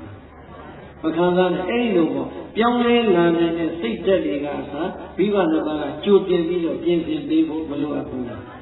လိုအပ်တယ်အမေရပြရလည်းမိကောင်းပါခင်ဒီသိသားကြဖို့လိုပါပြီသာသမီတွေကလည်းသားကောင်းယရဏသမီးလိမ္မာလေးတွေဖြစ်ဖို့လိုပါပြီဟုတ်လားဒီတော့အမေကြီးပဲလေအပြစ်မပြောနဲ့သာသမီကြီးပဲလေအပြစ်မပြောနဲ့ဒီနှစ်ခုကြားမှာဟမပေါ့အမြဲတမ်းအကောင်းလေးတွေနဲ့စိထိုင်မကောင်းဘူးပြိဿကွဲနေတဲ့အရာလေးတွေကိုမြင်မြင်ကတ်အောင်ဆင်ကော်လေးနဲ့ကတ်တော့ဆွဲမသွားဘူးဒီတဲ့ကောင်းတာရှိနေဒီတဲ့ကောင်းတာဆံရမှာပေါ့ဟုတ်လားဒီတော့မိဘနဲ့သာသမီကြားမှာဟနေတာလေးတွေပြင်လိုက်ရင်အဖြစ်ပြေမသွားဘူးကြည်သွားတယ်ဒါကဦးဇင်းတို့စကားဆိုအဲ့ဒါကြောင့်ဘုရားရှိတယ်ပြောတာတော်ပါပြီဟုတ်လားဒီတော့မဟာသမီးကဥပဒကကြီးရဲ့သာသမီ14ယောက်ပြီးလူလိမ္မာလူရင်ကြီးလေးတွေဖြစ်နေတယ်လားလူပိုက်လေးတွေဖြစ်နေအဘိရဲ့လမ်းကြောင်းအတိုင်းတွေမတိတ်လိုက်နာခြင်းသုံးလို့သွားလိုက်တာဘုရားအစွမ်းမတရားအစွမ်းမသံဃာဆုံးမအောင်မရှိကြတဲ့ဟောဒီသာသမီတွေလည်းလိမ္မာလိုက်တာတဲ့လိမ္မာတဲ့ဟောဒီပြောရွှင်စရာကောင်းတဲ့မိသားစုရဲ့ဘဝမှာသင်္ခါရသဘောတရားအတိုင်းအနိစ္စသဘောတရားအတိုင်းပါပဲဒီနေ့ကျတော့မဟာသမီးကဥပဒကကြီးအိယာနဲ့လဲပြီးတဲ့ယောဂတစ်ခုနဲ့အိယာနဲ့ဘုံဘုံလေးသွားတဲ့အခါမှာမဟာသမီးကဥပဒကတရားတရားအားကတော့မကြဘူးရုပ်တရားကအားကြမသွားဘူးတရားတရားကြီးထပ်ထပ်ပဲထပ်ထပ်ကြတော့လည်းပဲရုပ်တရားကစိတ်သွားတိုင်းကိုမပါတဲ့အခါကျတော့မိမိအိမ်ရှိကလမ်းပေါ်မှာတရားဝင်ကျင့်ပနေတာတောင်ကပရိသတ်အနေမှာထိုင်ပြီးတော့နာနိုင်စွာမရှိတဲ့ပုဂ္ဂိုလ်တွေတရားထဲမှာမရှိနိုင်ဘူးလားပြီးတော့တရားတော့မရှိဘူးလားအဲ့ဒီတရားဟာပရိသတ်ခန္ဓာမလိုက်နိုင်အကောင်းဆုံးခေါ်လို့ရပါဘူးဒီတိုင်းပဲမာနမိကဥပဒကကြီးဘုရားတရားသံဃာရဲ့အရေးအောင်မှာမိမိရဲ့ယုံကြည်မှုတရားကတော့အကောင်းပါရဲ့ရှင်တော်မြတ်ဘုရားရဲ့ကျောင်းတော်သားကိုသွားပြီးတော့တရားနဲ့မနာနိုင်တော့ပါဘူးဝေယဝေသာကောင်းမှုလည်းမပြုနိုင်တော့ပါဘူးသွမ်းသင်္ကန်းကြောင့်စိတ်ပြည့်စည်နေပါလိမ့်နဲ့လည်းပဲကိုယ်တိုင်ကိုယ်ကြမကတ်နိုင်တော့ပါဘူးတဲ့ပြိဿရဲ့သံဝေကယူဖို့ကောင်းလိုက်တာဟုတ်လားတရားတရားအားကောင်းနေလေအဲ့ဒီလိုအိယာနဲ့လဲတဲ့ယောဂရနေလေခံစားချက်ကသက်သာနိုင်မှာလားဒီတရားဒုပိသတရားနဲ့ယုတ်တရားတွဲပြီးလို့လေးမှာလုတ်တဲ့လုတ်ထိုက်ထားတဲ့ကောင်းမှုဆိုတာလားလုတ်ထားဖို့မလိုအပ်ဘူးလားကိုယ်တိုင်ကိုယ်ကြဘာမှမပြုတ်နိုင်တော့မျက်လုံးလေးကလေးကလေးနဲ့ဝမ်းနေလို့ငိုနေရတဲ့ပုဂ္ဂိုလ်တွေမြောင်များစွာရှိတတ်ပါတယ်ဒါကြောင့်အလုံးစုံတို့တရားဓမ္မပေါင်းတော်ကောင်းတွေတရားကလည်းထက်တဲ့အချိန်ယုတ်တရားကလည်းသွက်လက်တဲ့အချိန်ထူနိုင်တတ်နိုင်သွားနိုင်လာနိုင်တဲ့အချိန်မှာကောင်းသောကုသိုလ်တွေပြုထားဖို့လိုပါပြီနော်အဲ့ဒီကောင်းမှုကလည်းသောသောကပြောလို့တစ်ခုလေးလားသုံးခုသုံးခုဟုတ်လားပြီးတော့ဘာသမီးကဥပဒနာကြီးသူခံစားနေရတဲ့ဒုက္ခဘာလဲဆိုသားတို့သမီးတို့ရဲ့အဖေကြီးခါရဲဆိုရင်ကျမ်းမာရေးကောင်းတော်မြတ်စွာဘုရားဆံမောကိုအရောက်သွားလို့တရားနာနိုင်တယ်အခုအဖေမှာတရားနာခြင်းနဲ့ဆန္ဒရှိပေမဲ့ဘာတရားမှမနာနိုင်တော့ဘူးအဖေကြောင်းလည်းမသွားနိုင်တော့ဘူးမထိုင်နိုင်တော့ဘူးသားတို့သမီးတို့ရဲ့ဒါကြောင့်အဖေတရားနာခွင့်ရအောင်စီစဉ်ပေးသမှာပရိသတ်ဘာလို့ခွင့်တောင်းလဲတရားနာခွင့်ရဖို့စီစဉ်ပေးပါတဲ့ဒီကနေ့တရားဝဲကျင့်ပါတဲ့လူငယ်လူကြီးတွေဝမ်းမြောက်ဖို့မကောင်းဘူးလားဟုတ်ပါဘူးလူတိုင်းကပရိသတ်ဘုန်းကြီးကြောင်းသွားတယ်ရတာဟောအခုအရက်ထဲမှာဆိုဘာပဲပြောပြောစိတ်ပါပါမပါပါအပြင်းကြီးတော့နာကြည့်လိုက်အောင်လေဆိုတာလေနာရင်လည်းတစ်လုံးတစ်လုံးတွေ့ရင်မှအသိဉာဏ်တိုးသွားရင်ကိုယ့်အလှူကတန်ဖိုးမကြည့်ဘူးလားအဲ့ဒါပဲဒီတော့ မြတ်စွာဘုရားရှင်ရဲ့တရားကိုနာကြားခြင်းနဲ့အတွက်ကြောင့်သာသမီတွေကိုတရားဝင်လေးစီတင်ပေးဖို့အဖေကြီးမဟာဓမ္မိကဥပါဒကပူဇာလို့ခိုင်းနေပြီသာသမီလေးတွေကလည်းခုနကပြောသလိုပဲသားလေးမှာသမီးလေးမှာလေးတွေဆိုတော့ဟောတို့ဘေဟာအရင်တော့မြတ်စွာဘုရားရဲ့တရားကိုနေတိုင်းညာတိုင်းသွားပြီးတော့နာနေရတာအခုအချင်းအေးရတဲ့လေးပြန်တို့တရားမနာရတော့တရားကောင်းတို့စိတ်ကပင်မလိုက်တာဒီအဘိဓမ္မာတို့မြတ်စွာဘုရားကလျှောက်ကြမယ်ဆိုသွားလျှောက်မြတ်စွာဘုရားရှင်ကိုယ်တော်ပြောကြတယ်ဓမ္မိကဥပဒနာရဲ့တရားကိုသိတော့ကဲသံဃာတော်ရှင်မြတ်တွေပြီးတော့သွားကြတာမဟာဓမ္မိကဥပဒနာကြီးကိုဝိုင်းရံပြီးတော့သူနာခြင်းတဲ့တရားကိုရွတ်ပြီးကြတာဟောပြီးကြတာဆိုမြတ်စွာဘုရားကစွတ်တော်မူတယ်ဟုတ်လားဒီတော့ပြိဿရဲ့အဲ့ရထဲမှာနေနေပြီဆိုရဲကအာရပါရနာနိုင်ပါမလားခဏနိုင်ဘူးတခါတခါများဝမ်းမနေဘူးကောင်းတယ်ခုတည်းကရန်ကုန်မြို့မှာအထုပ်ကိုတယောက်ကြီးမရောက်ဘူးတဲ့စီကိုမရှိသလောက်ပဲဒါဘယ်သူတော့မပြီးလို့ဆရာတော်ပြီးကြရတဲ့ငါကြီးကိုကြွပြီးပါသွားရပြန်ပြီဟုတ်လားကြည့်ပြီးတော့လေရလုံးကြီးကြောင်ပြီးတော့ကြည့်နေကိုယ်ကလည်းသဏ္ဍာန်နဲ့တာရွတ်နေတယ်ကြည်လားသူကလည်းတတိရတဲ့ချက်မရတဲ့ချက်နဲ့ဒါလည်းအရှင်းပြပါမှာတခါတခါမှာသာသမီတွေကသင်္ကန်းကပ်ပြီးကပ်ပြီးမယ်အဖေဒီလက်လေးထိလိုက်အဖေဒီလက်လေးထိလိုက်လက်ကလေးနဲ့သာထိရတယ်ပြိဿနဲ့ထိခိုင်းရတာကတကယ်တွေးကြည့်သနာဖို့မကောင်းဘူးလားသူ့ရင်ထဲမှာဘလောက်ခံစားလို့ကြည်သားငါကြမ်းပါရေကောင်းတော့ငါလက်လက်ပံနဲ့အာရပါရကပ်ရတဲ့ဒီသင်္ကန်းအခုတော့သာသမီတွေလက်တွေကသင်္ကန်းကိုလက်လေးနဲ့ထိတာတော့မှမနေငါထိနေရတယ်ဒီအတွေ့အမဝင်နိုင်ဘူးလားဝင်နိုင်တယ်ဒါကြောင့်ပြိဿကုသိုလ်ပုံရဘယ်တော့မှနောက်မကြသေးနဲ့စွမ်းနိုင်တဲ့အချိန်ရအောင်လာယူထားဟုတ်လားပြမဟာဓမ္မိကဥပဒကကြီးတရားနာဖို့ပဲ့လို့သံဃာတွေကြွလာမဟာဓမ္မိကဥပဒကကြီးရဲ့ပတ်ဝန်းကျင်ဝိုင်းရံပြီးတော့ကိုယ်တော်မြတ်ကြီးရှင်ဘုရားတို့တပည့်တော်ရှင်တို့ပြပြဟောကြားတော်မူတဲ့မဟာသတိပဋ္ဌာနာသုတ်တန်တရားကိုနာကြားလိုပါတယ်တပည့်တော်အတွက်ရွတ်ဖတ်လို့ပေးသနာတော်မူကြပါတဲ့အိယာရမပက်လက်လန်နေတာနဲ့လက်ဦးလေးဖြစ်နေနာကြားလို့နေတယ်ကြွားရတော်မူလာရတဲ့သံဃာတော်ရှင်မြတ်တွေကလည်းပဲရသော်ဘုရားအမိန်ရှိတော်မူတဲ့အတိုင်းနဲ့အာရပါရနဲ့ရုပ်ပွားလို့နေလိုက်တာလောကကြီးကပြိဿတိုက်ဆိုင်မှုတွေကတခါတခါအံ့ဩဖို့ကောင်းတယ်အခုမဟာဓမ္မိကဥပဒကကြီးဘာလုပ်လဲတရားနာနေတယ်တရားကိုနေ့နေ့ကြရရိုးရိုးသေးသေးနဲ့နာနေတဲ့အချိန်ပရိသတ်၏တာဝရသာတုမာရေတာဝရငါယာမတုတိတာနေမနရတိပရဏိမိတဝသဝတိလို့ခေါ်တဲ့လက်ကြီး၆တက်ကနတ်သမီးတွေနဲ့ကိုဘတိကအပြိုင်ကျင်းလို့ပြန်ကောင်းခတ်လို့ရှုရှက်ခံနေရတယ်။လက်ကြီး၆တက်ကနတ်သမီးတွေလည်းမငြင်းရဘူးတဲ့။ဘာဖြစ်နေရလဲဆိုပရိသတ်၏ရှာကြတာအမလီလက်သားလည်းရှားလိုက်တာဟဲ့တယောက်900ခွဲတာတော့မှအခုတို့မတော့ဘူးလူကြီးကြည့်ရပါဦးဘယ်သူများသိပြီးလက်သားဖြစ်မလဲဆိုနတ်သမီးတွေအောက်ကိုကြည့်လက်သားရှာရဟုတ်လားရှားလိုက်တော့ပြိဿရဲ့ဘုသွားတွေ့တယ်နော်ဇက်နေဖြစ်နေတဲ့ဓမ္မိကဥပဒကတရားနာပြီးနေတော့မှသိရင်လက်သားဖြစ်မှာအကုန်လုံးလက်တွေကသိပြီးတော့တွေ့ပြီအောင်မလေးသာဝတိယောဂမဟာဓမ္မိကဥပဒကကြီးဒီကနေ့ပဲလက်တို့ပြေကိုရောက်လာတော့မှ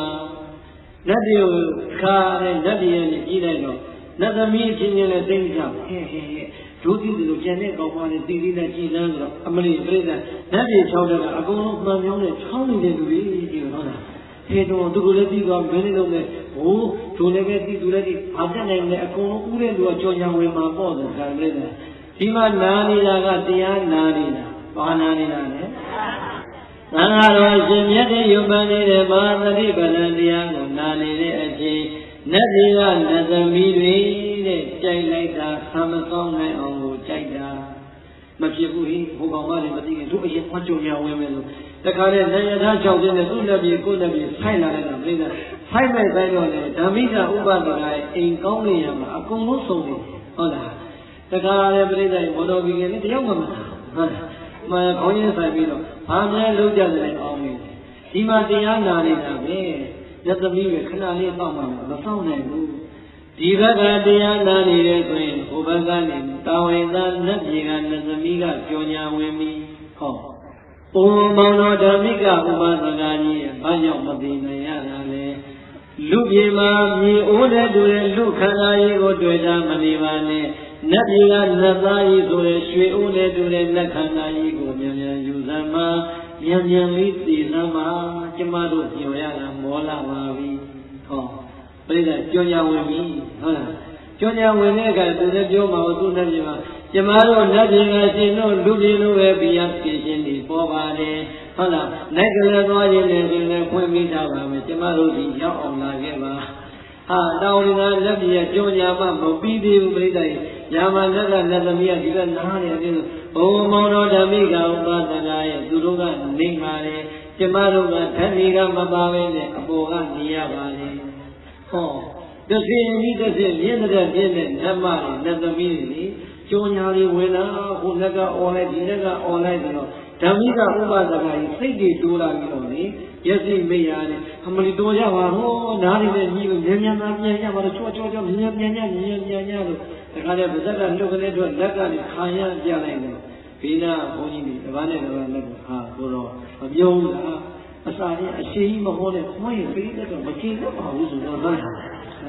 အဲဒါတပားနဲ့တပားလက်ကုပ်ပြီးတော့ဟုတ်လား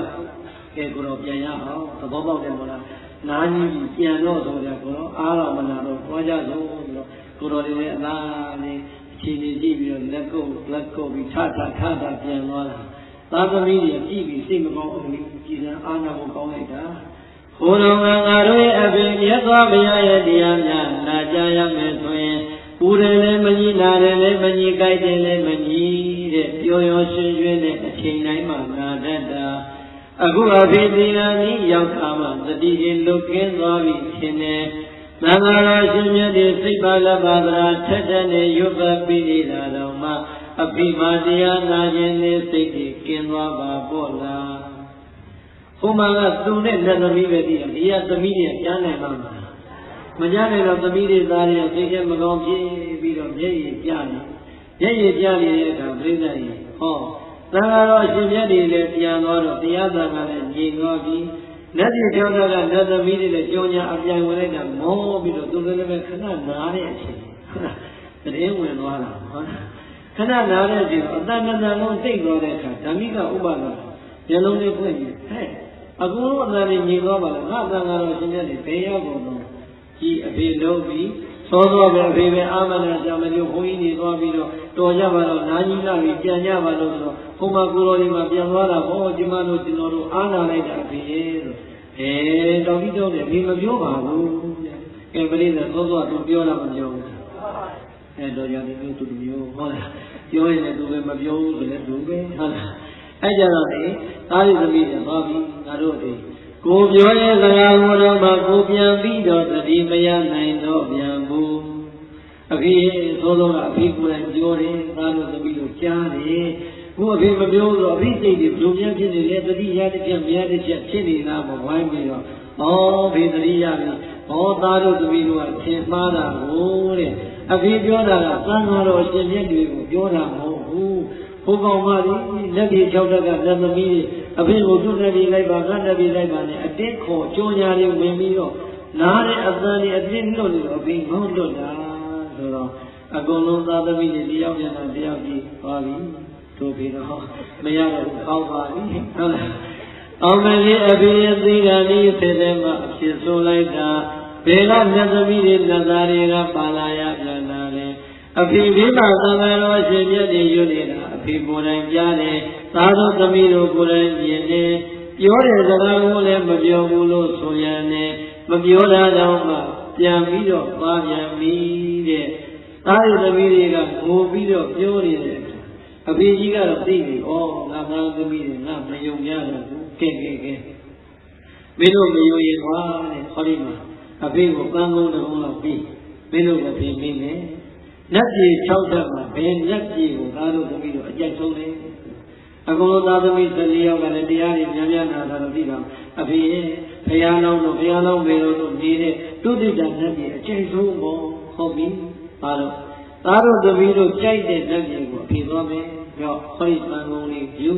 ဒီ အိမ်ရှိကိုထွက်ပြီးတော့ပြစ်လိုက်ဒုတိယနတ်ပြည်ကလာတဲ့နေရထားမှာဒီပန်းလေးချိပါပြီလို့သားတို့អော်ပြီးတော့ပြစ်လိုက်တော့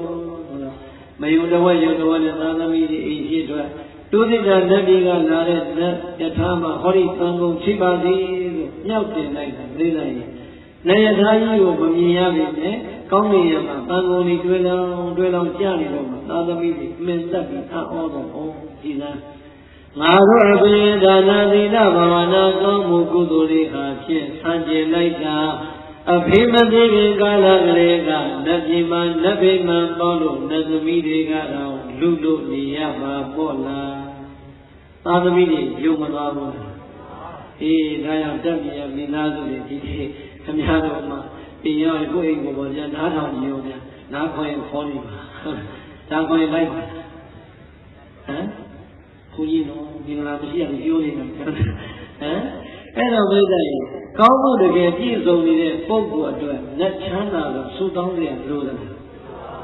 ကိုကသွားတာလားသူတို့နားခေါ်တာနားခေါ်တာဖတ်ဖို့လည်းလုပ်ကြမလို့ဗီဇာလည်းရှောက်ကြမလို့ဘိဓာအမေနားခေါ်ထိုင်လိုက်သွားရုံနဲ့ဟုတ်လားဒီတော့ဘိဓာရေအဖေကြီးကပြစ်ခိုင်းလိုက်ပြီဆိုတဲ့ကဟိုကလက်ထားလည်းပဲပန်းကုန်လေးရโอเคငါတို့အောင်ပြီငါတို့ရပြီဆိုဘိဓာတမ်းမောင်းသွားလိုက်တာအဖေကြီးကပါသွားပြီသာသမီတွေအိမ်ထဲပြန်ဝင်လာတော့အဖေကြီးကအသက်ရှိသေးတာပတ်ဝေသွားပြီးတတ်တဲ့ဘက်မှာခြေရီတော့တော့မသွားနိုင်ဘူးဟုတ်လားအဲ့တော့မှသာသမီတွေဩကြီးလားငါတို့ရဲ့အဖေပြိတ္တတည်သွားပြီမဲ့ဘိုးစရာလူသေးတယ်ဟောဒီလူဘဝလူခန္ဓာကြီးကိုသွန့်ပါလို့သွားရပြီမဲ့အဖေပြုလိုက်တဲ့ဒါနသီလဘာဝနာကောင်းမှုတွေကနိဗ္ဗာန်ချမ်းသာကိုတဘဝတည်းနဲ့မရောက်တဲ့မရောက်ကြတော့လေကောင်းမှုရဲ့ဆွမ်းအားတွေကနတ်ချမ်းသာတော့တန်းပြီးတော့ရောက်သွားပါလားဟောဒီနတ်ဘဝမှာလည်းကောင်းမှုတွေပြုရင်ဒီကံနဲ့ဒီကံလေးနဲ့ကုသိုလ်ကံကောင်းလို့ပြိတ္တိုင်လူဘဝပြန်ရောက်လာရင်ပါရမီဖြည့်လို့နိဗ္ဗာန်နဲ့မြည်လိမ့်မယ်တဲ့အဘိအတွက်ဝမ်းမြောက်ပါသာပီတိချာရဲ့နဲ့ပြန်ခဲ့ကြရပါပြီဒီတော့သာသမီတွေရောအဖေအတွက်ဝမ်းမြောက်ပါသာဖြစ်မသွားရဘူးအေးဒါကြောင့်ဟောဒီလောကကြီးကပြန်ထွက်လို့သွားကြမယ်ဆိုရင်သေဆုံးသွားတဲ့အဖေတွေအမေတွေကလည်းသာသမီတွေဝမ်းမြောက်အောင်ကောင်းမှုတွေအပြည့်နဲ့သေဆုံးဖို့ကြိုးစားသင့်ပါတယ်။ကြံရည်ခင်ရတဲ့သာသမီတွေကလည်းအဖေအမွေကိုယူတဲ့အနေနဲ့မဟာဓမ္မိကဥပဒကကြီးရဲ့သာသမီတွေလိုပဲတရားသီလစာကပညာညီမြတ်စွာနဲ့ကြံရည်ခင်ကြမယ်ဆိုရင်နဲ့အမြဲတမ်းဝမ်းမြောက်နိုင်တဲ့ဘဝတွေကိုရကြပါလိမ့်မယ်။ဒီတော့ဓမ္မိကကြီးတဲ့သာသုတိတနတ်ပြည်ပါသွားပြီ။သံဃာတော်အရှင်မြတ်ကြီးကလည်းအဲ့ဒီကြောင့်မှကြောင်းကြောင်းဒီတော့သံဃာတွေရောက်တော့မြတ်စွာဘုရားကဟဲ့ဖြစ်သားလို့မဟာဓမ္မိကဥပဒကကြီးတရားသိချာနာနိုင်ရဲ့လား။မှန်ပါဗျာတတိတော်တို့လည်းသိချာရွတ်ပေးပါလို့ဗျာ။သို့တော်လည်းပဲတရားကြီးကသိဆုံးကဒီမှာနည်းနည်းလေးတရားမှကြောက်တုံရတယ်ဗျာ။တတိတော်တို့တော်ကြပါတော့နာယံနဲ့ကြီးလာပါပြီတရားကြီးရက်ပါတော့ပြန်ကြပါတော့ဆိုလို့တတိတော်တို့ပြန်လာပါတယ်ဗျာ။ကဲပရိသတ်ကြီးသံဃာတွေကိုပြောတာဟောရသူပရိသတ်တော့ပြောမှလားပြောလေရပါလေ9မိနစ်ဆိုပြန်တော့အဲ့တော့မြတ်စွာဘုရားအဲ့တော့အဲ့ဖြစ်သားလို့မဟာဓမ္မိကဥပဒကကြီးနေ့စဉ်ဘဝထဲမှာဒါနနဲ့ပြောသီလနဲ့ဖြူစင်အောင်ကြိုးစားလို့ဘာဝနာတရားပွားများရဲ့နေလာခဲ့တဲ့ပုဂ္ဂိုလ်ကြီးဖြစ်ပါတယ်မိမိရဲ့တဏ္ဍာမှာဖြူစင်လေအဲ့ဒီဒါနသီလဘာဝနာကောင်းမှုကံတွေကိုတွေ့ရတဲ့ပုဂ္ဂိုလ်သည်ဘယ်တော့မှသိရမှာမကြောက်ဘူးတဲ့ဒီဘဝကြီးထဲမှာချမ်းသာကိုတွေးပြီးတော့လည်းပဲပျော်ပျော်ကြီးနဲ့နေနိုင်သွားတယ်ဘဝသံဃာမှာလည်းချမ်းသာတဲ့ဘဝကိုရမှသိနေတဲ့အတွက်ကြောင့်ရေးရေးကြီးနဲ့သိရဲပါတယ်။ကဲပရိသတ်ရေးရေးသိဖို့ရောအရေးကြီးတယ်။အရေးကြီးတယ်ဟုတ်လား။အဲဒါကြောင့်သံဃာတော်အရှင်မြတ်တွေကိုမြတ်စွာဘုရားကမဟာဓမ္မိကဥပဒကကိုအကြောင်းပြုပြီးတော့မှဒီကာရတရားကာရကိုဟောတော်မူပါတယ်။ဟုတ်လား။ဘေကဝေငါဣဓမ္မမေခါသာယဟတော်များဥจิตသာတော်ကတ္တဘုံရောကောင်းမှုကိုယ်တော်ကိုပြုပြီးသွားတဲ့မဟာဓမ္မိကဥပါဒနာကြီးနဲ့တူတဲ့ကုသိုလ်ကောင်းမှုရှင်မှန်သမျှတို့သည်ယ ဤသာပြစ္ဆုတ်ပံလောကဤလူဘဝမှာလည်းမောတတိဝမ်းမြောက်ဝမ်းသာဖြစ်ရပါ၏ပိဿတမလောလောကနောက်ဘဝမှာလည်းမောတတိဝမ်းမြောက်ဝမ်းသာဖြစ်ရပါ၏